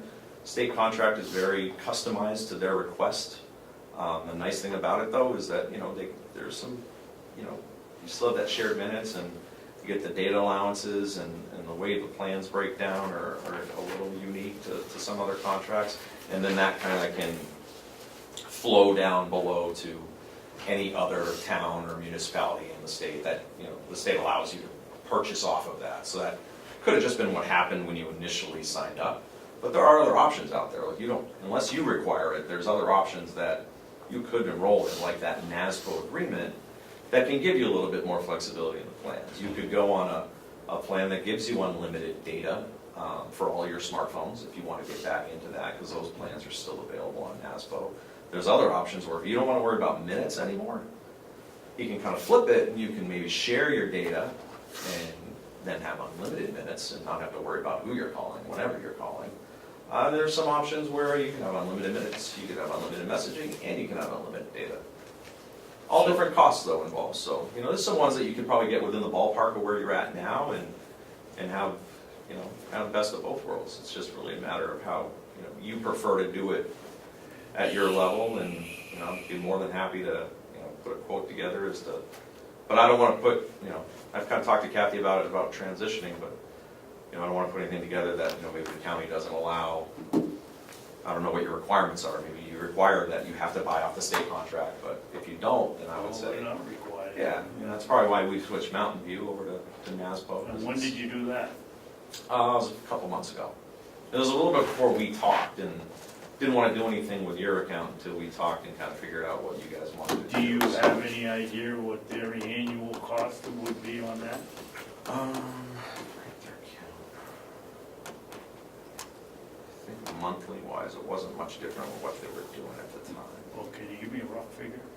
Just gotta bring it up though, it's not, instant. You said it's NASPO? NASPO. Value point. It's kind of like a group purchasing contract, which is kind of like what all the government contracts are like. So like even your state one, it's kind of a group purchasing, but it's limited to, you know, state of New Hampshire, towns, cities, municipalities, agencies. NASPO is more, if you're a nonprofit or a government entity, you know, the state is enrolled in NASPO, so they could do some things on their end, which then allows any of the other agencies within the state to kind of easily enroll in the program. So NASPO is actually a state contract? There's like a version of the NASPO agreement that's linked to the state of New Hampshire. It's not the state of New Hampshire contract, if that makes sense.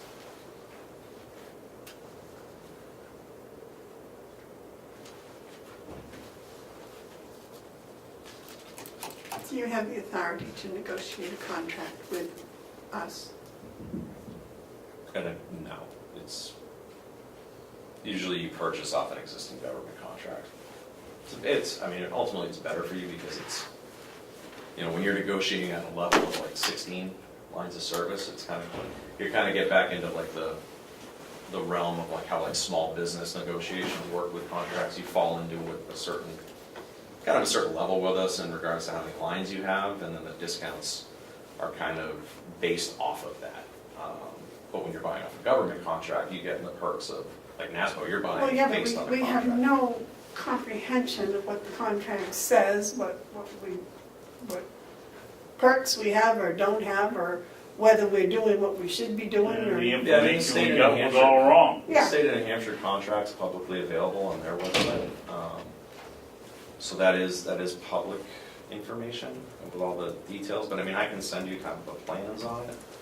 But Because with now you're NASPO, I telling have, us that we've got phones that have unlimited data, and we shouldn't have phones with unlimited data. So we can't keep track of what we're doing. There's only 16. Who keeps track of what the state's doing?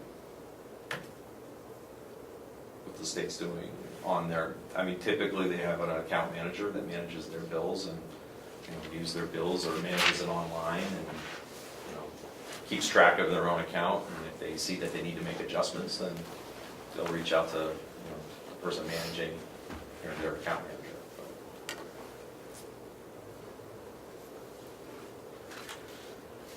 So their bill now is monthly access fees are $345.65. So get that times 12. And that's the access fees, so you've got like some government surcharges, 911 fees.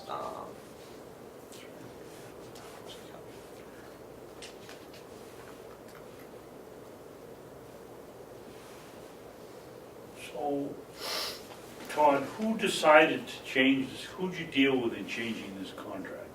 Over on Mountain View, Yeah. it was Howie. So your contracts are all, like when you get you're kind of identified as a customer with us under a government contract, we build like a business profile, and you have a specific number that's assigned to you.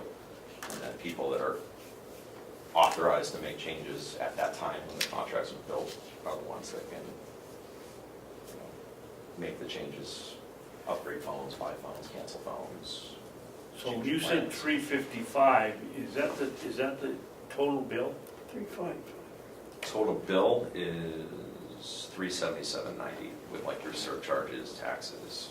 Okay, 375, that's what I'm looking for. So this contract a year is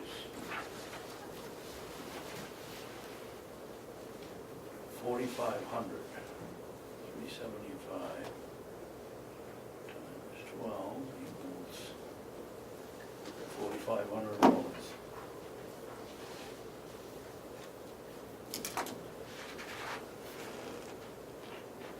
That's for 8 lines, it's not a big of an account. So this is what he's talking about, this $4,500 is what we should be paying a year with everybody having 5 gigabytes. No, we're talking about the Mountain View account and what their plan currently is for their lines. He asked about what their account would, So they're paying $4,500 a year. as long as they're, they have a certain data plan, as long as they stay under that data plan, and, don't purchase anything. I mean, that's like the monthly access fees with taxes, surcharges. If they buy a phone for $200, obviously the bill's gonna go up, or if they go over their data allowance, the bill's gonna go up, so. Well, this has nothing to do with you, Todd, but I've got to tell it to her. So you can listen, but it's not affecting you. This, we don't have to go out for contract if we buy from the state, on the state contract.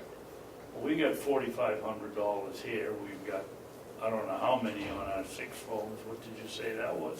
Ours is about 700, I think this month it was $671 was our bill. And I would have to So look that's up the another shares. $7,200. We've got a loophole here that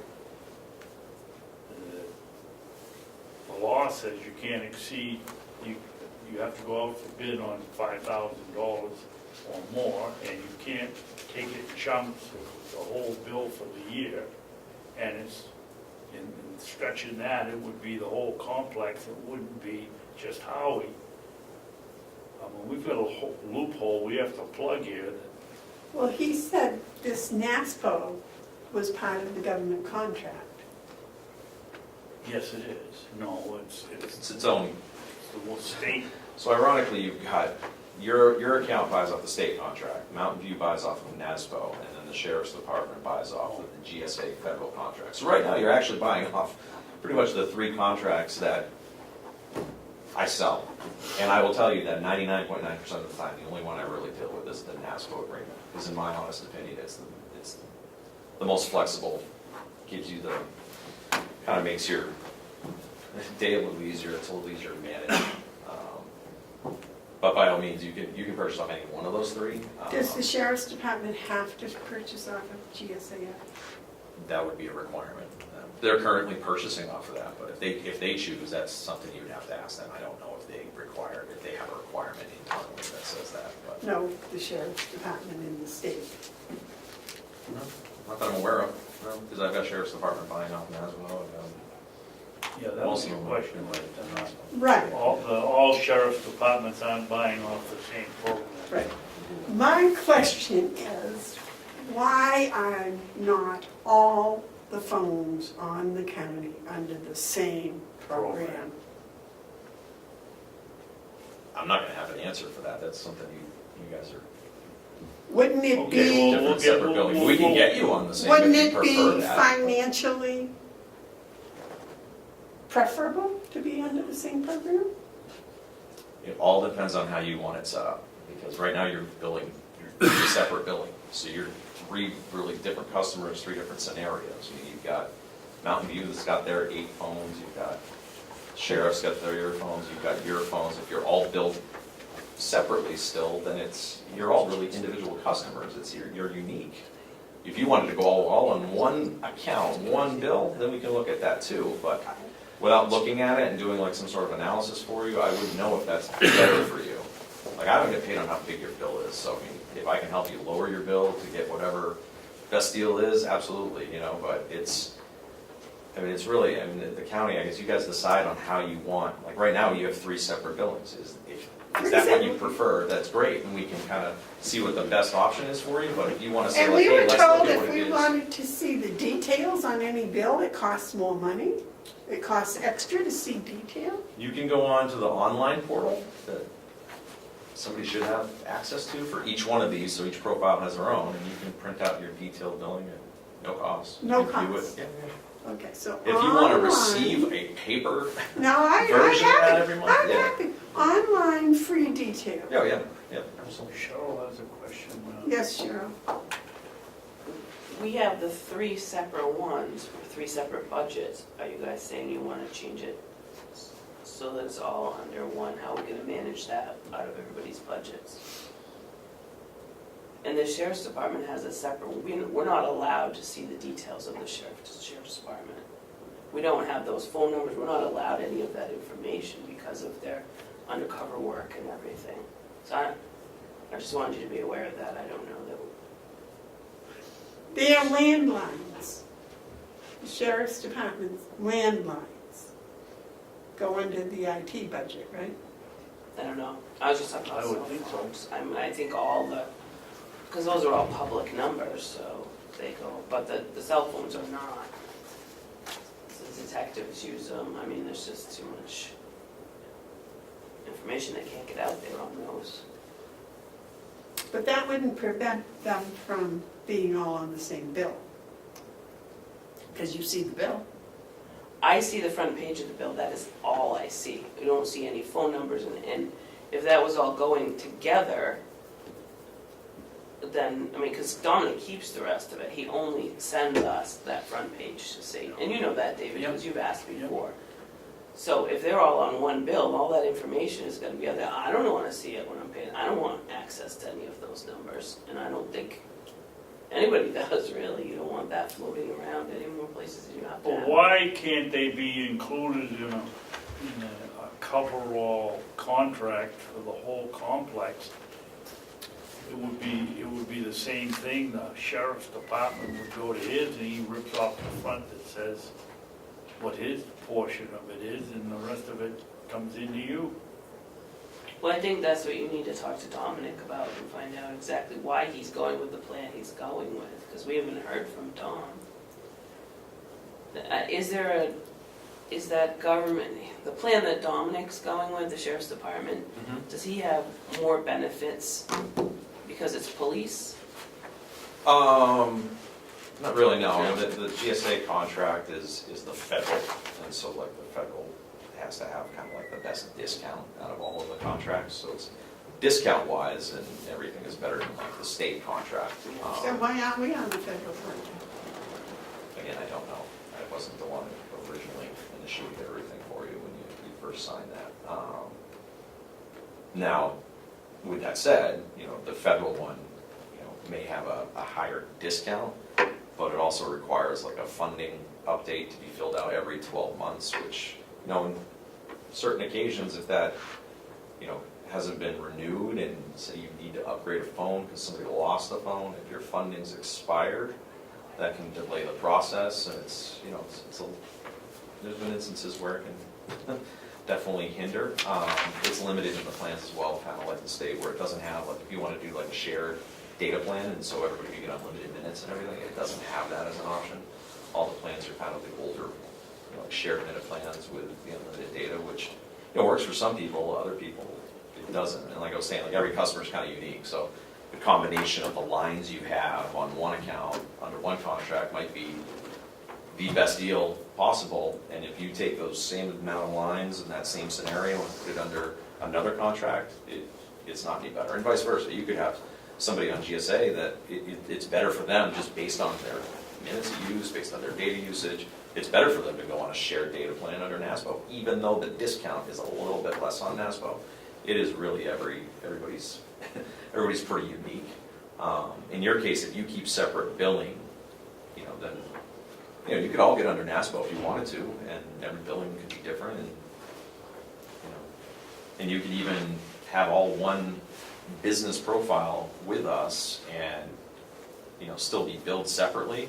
It would get a little sticky though, because when you have one profile, there's that one online portal, and if like the sheriff's department doesn't, you'd have to choose like one main point of contact that can actually, there has to be one on the account that can view all of the accounts on the portal.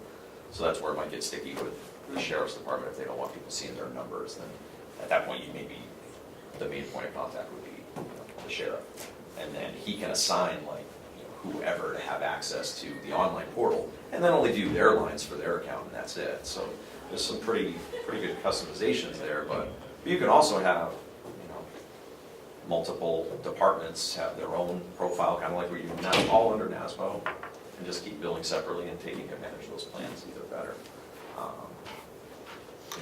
Well, since you're the salesman, and I assume that you get a commission for all of this, why don't you whip up the best plan for us and the best option, Sure. and come back in a week or two and tell us what that, you think that is. And meanwhile, we'll talk to the nursing home and we'll talk to Howie. But I would think that everything should be under the same plan. What do you think, David? I would think so. Would you maybe accept with the sheriff's telephone monthly rate should be under it, but any other things that he's Yeah. got going because of security. But that's all you care about, right, is the monthly charge. Me? Well, I mean, we can put everything under, if everything is in one program, then the cost per every phone is the same and, Not necessarily, like I said, it all depends on how you, I mean, I could put a plan recommendation together for sure, but I guess I need to understand how you want to be billed. Do you want one bill? Do you want to keep everybody separate still? Do you want to share data? Is the most important thing to you having unlimited data? Is the most important thing to you having unlimited minutes? Is the most important thing to have unlimited minutes, messaging, and data? Is it overall costs? Yeah, I need to kind of, I guess, have a better understanding of how, like, I can look at it and be like, this is the ultimate cheapest bill you could possibly have, but when I give it to you, you might say, well, we can't do it that way. So I just need as much information from you as to how you want me to kind of put it together, because if you kind of want to continue to maintain your separate bills, then it's going to be different than if you were to tell me, we want everything on one bill. So I just kind of need to understand how we're going to put it together. Mark? Well, I think as many as can be under one plan ought to be under, but I can see a scenario where the sheriff should be, maybe because of the sensitivity of what they do, and possibly the county attorney. I don't know. I don't know what the provisions of a plan should be, and I don't want to spend a lot of time, my time, trying to figure it out. What I do think is important, though, is for someone such as Cheryl, who's up on this stuff, to take some time, come up with what an ideal plan would look like for us, relay that to us, and then we'll say, okay, let's have Todd Wigan work this up for us. But I think really what we need to do is put this on the already overly taxed workload that Cheryl has to come up with what is the best plan for county, given all things considered. Come back with a recommendation for us to go with, and then from that, then we go back. I'm just taking notes. I just want to, I'm not like texting somebody. No, I In case you're Well, curious, it's- I just want to make sure. I think that might be the Yeah, course of action, because I don't want to sit here and try to figure out We've what's got, the best plan. we've got to figure out, the very basic is what each individual wants. Do they want data? Do they want to use just a cell phone? Right. After we accumulate that, then we can put together what we think we need for program. Right, and I think Cheryl's a good one to have tasked with that, although Ken might have a different thought, but We can work together. yeah, I think it's important for us to get a recommendation from staff. Because I know if I figured it out, I'd probably. I'm lost. I'd miss it. But I do think the caveat is the ideal service at the best affordable price. And the ideal service has to be defined by us, not you. And then you can advise us on how we can achieve that Right. service for the best affordable price. I don't know what it'll look like. Sure. I'm happy with my service. I'm not sure if I'm paying more than I should, or I'm not paying anything. Well, if the county's paying more for my phone, it shouldn't be. My phone shouldn't cost a penny more than Commissioner Bevard's or Commissioner Babson's. And yet they do, so that's how I feel about Yeah, that's just the monthly cost, it. Right. without our blips.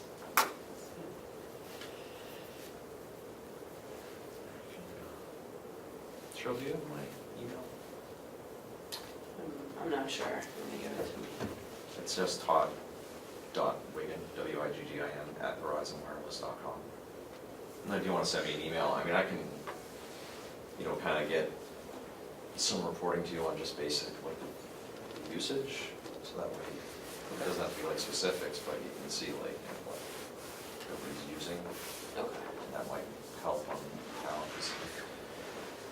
you know, on an individual level, I mean, I guess that's, most accounts, and I'll say like 99% of the accounts are gonna either share their minutes and then have their own unlimited data plan, or share their minutes and have a 5 gig allowance for data, or they're gonna share their data all pooled and then everybody gets unlimited minutes. And then there's those weird, unique scenarios where most people don't typically need it. A lot of people just think they do, but where you get unlimited minutes, unlimited data, unlimited messaging, all on there. But it's all, everything's billed individually. In certain plans, in certain scenarios, there may be situations where you might have a smartphone and your bill's $35.99 for your line. And you may have a smartphone and yours is $48. It's just the way the breakdown of the plan to give you the right amount of minutes to share, or the right amount of, it just might have been the best case scenario. But at the same time, if you're like, hey, we need to have everybody, their monthly access fee be exactly the same, we can definitely do that and accommodate that for you. It just may result in a bill that's higher than what the best option is for you. And I've run into that. I've had accounts where they're like, you know, we're okay with a higher bill, but the way our budgeting is, we have to maintain, everybody in this position has to have the same monthly cost on the bill. And that's fine, we can do that. I just want you to be aware that there's gonna be, there may be, like when I give you a recommendation based on the usage, it may not break down where every smartphone user has the exact same monthly access. I'm not too concerned if there's minor spread, because that's gonna happen. What I want to know is that the cumulative is as low as it can be. Sure. Yeah, we can definitely help you with that. But if, you know, but there should be a $20 spread, that's, I mean, there shouldn't be that big a delta. Okay, so you're gonna work with Cheryl. Cheryl's gonna, in her spare time, which is non-existent, but she always manages to find how to do it. And probably, I think within about 3 weeks, we should be able to get something. Maybe you can just give it to us, or the both of you together, or whatever you work out. Sure. Does that sound all right, Yep. David? Yep. Right. Yeah. Okay, well, I thank you very much for getting Thank here. you for coming in, Todd, I appreciate it. No, anytime. And then, yeah, she'll just email me and then we can, Listening to my ignorance about the whole phone system. it can be kind of complicated, for sure. But like I said, I don't get paid on weaker bills. If I can help you save some money. I forgot about. All right. Thank you. Hey, no problem. Thank you very Have much a for good one. coming in. Take care. Be in touch. Okay, see you. Okay. Have a good one. And other commissioners' items? Yeah, I'm sorry, I missed this, but when I came in this morning, Kathy Armstrong handed me this. I think you're familiar Yeah. with this. It's, I don't know whose this is. This looks like memo notes, so I'm not even sure who this came from, but apparently someone from the delegation would like to have us, or like to have audit testing, I don't know us, but audit testing for 2017, and there's 5 items here. I don't know what we want to do with this, because this didn't officially come to the commissioners from the delegation. It looks like someone's Yes. notes. They gave it to us on, They gave it to us. on Monday. Okay, who gave it to the, Conkey. Yeah. this is Commissioner McConkey's? He It's gave the it to, he gave it to us, who's Okay. writing this is, I suspect whose it is, but I don't Okay, know. so, The law says that when we do an audit, we're supposed to consult with the delegation about some things, or the delegation can ask for whatever they Yeah. like. And this was their list of what they asked for. I had kind of thought that when we actually hired got the auditing firm and everything, that at that time, we might have a, do they approve an Yes. auditing firm yet? yes, And they did that one? Monday. Monday. They did an auditing firm, have we hired one yet? No, we just, We just got approved on Monday, and I haven't spoken to Ken to see if he has contacted them. Well, we're supposed to have the audit done by April 1st. Yes. no, No. did they change it to April 1st or 90 90 days days after after the the- completion of the? Right. Which is next week. We're supposed to have the audit done by law next week. But I don't think it says the completion of the fiscal year, it says the completion of, maybe I'm wrong. No, you are. It does say the At the completion of conclusion, the yeah. fiscal year. Yeah. Okay, well, that would be Monday, or that would be the April 1st. So in order to be able to do our best, because we just got approval, which is required by law, Right. so we haven't been able to begin the audit until Monday. And they were This is- aware of that. This is Wednesday. Yeah, well, they're aware of it. We're still in violation of that law. So what I'm saying is we need to make this, get this work started. And why can't we hire the Melanson Heath at this time? Yes. I thought they were already hired, I thought they were on We couldn't hire them unless we a, get. no, I think, Cheryl, aren't they hired already? Didn't we give them a 3-year contract or a I think 2-year so. contract? I think we did. I think we gave them a 2-year contract. All right, so I think today what we should do is make a motion to instruct them to begin. You can have it a formal thing, so there'll be a date, so we Yep. can say, We did this on this we jumped day. on this as fast as we could, to give them authority to get started on the audit. Well, to give the delegation credit, and Representative Umberger especially, she pointed out the fact that we had sent them a letter on February 3rd asking for their approval. That's 90 days is almost over by the time they hadn't met, so. Right, but we'll deal with that 90 days later, a lot easier if we do everything we can as fast as we can. Oh, yeah. Now. So I think what But we they ought, were, what I was gonna say, Mark, is they basically said, don't worry about the 90 days because we know we've put you behind the 8 ball. so I would say, how can you not worry about violating the law?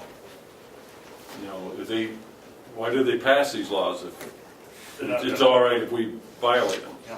So anyways, what I would like to do is make a motion that we notify Melanson Heath that we desire them to begin the audit of 2017 post haste. Second. Or right away. Second, yeah. Okay. And to have that letter go out today. The motion's been made and seconded. Is there any discussion? Yeah, I mean, it just doesn't make sense. I don't know whether this delegation thinks that we're the only customer that Melanson Heath has, but other municipalities and counties, I'm sure, are on the same calendar. And they're not just gonna come rushing over here because we're Carroll County, so it's gonna be, I can hear it now in August, I can hear Cordelli screaming about, we didn't get done until August, like he did the other day. Now, I'm not worried about that because we're doing the best that we can do, developed by the, And I think that's only, I do think though that what I'd like to do, because this was from the delegation, if you just give me a minute, 19 was my. Do you have any propane delivered to your house, Mark? Well, I'm not gonna get into the 5 things, but what I would like to have is this forwarded with the notice to Melanson Heath and see what they want to do with it. I mean, I don't know how it can be adhered to, but they would do that as a professional. I was thinking that maybe what we could do would be to say, yes, we've hired Melanson and Heath, and we would like to know if the delegation as a whole has any questions, and if they do, to send it through Chairman McConkey. And then if there are any, or if that's all there is. Well, this is what there is. This is, I mean, if there's more, they can bring it, but I'm trying to be helpful. They give us this. I don't want to comment on this. This is what they want to have. I think we should immediately send this. This is how they gave it to us, along with a notice to Melanson Heath to get started, and then they know that this is part of what the delegation wants. More And importantly, it's not what we necessarily want. more importantly, with these questions, if they're gonna have to do this additional work, are they gonna charge us more money, and if so, then they gotta put it in the budget.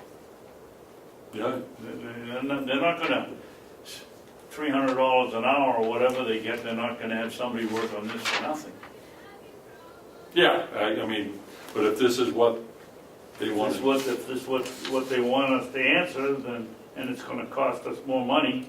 Cheryl, you've got to do a lot of Ken's work today. Can you convey to them that we would like to have them look at this and give us an idea of what it would cost us to fulfill this request? I don't think the cost is, I don't Number think two we will take a can long control time. the cost at all, because I don't, If we spend time to do testing on number 2, that's going to take a while. How Well, about that's number why- 5? that's why I wanted to get all the questions together at once and make sure, I can only hope that these are all the questions. These are the Okay. ones they gave us. okay, yep. If they have more, then that's additional, but we have these 5 areas that they'd like to have looked at. And I think- What are you talking about the money? If they're gonna charge us, they're gonna charge us. We don't have any say. Right, exactly, If they that's want what us I'm to saying. answer these questions, either we're gonna cut something out of the account, out of the audit, or they're gonna give us more money to cover it. One of the only Right. works, one way. Well, that's what I'm Or we're saying. not going to have them do the testing. Well, that's what I mean, that Yeah. would be. So, oh, you got one? Yeah. Well, make sure that Melanson Heath knows that this comes from the delegation, not the commissioners. Okay, motion's been made and seconded. Is there any more discussion? What was the motion? Cheryl, would you read the motion back, please? Commissioner Hounsell motion to notify Melanson and Heath to start the 2017 audit post haste, seconded by Commissioner Babson. Absolutely. All those in favor say aye. Aye. Aye. Unanimous. Is there anything else, gentlemen? Not from me. All right, then I wait a motion to adjourn. So moved. We are adjourned. Oh, should we have talked?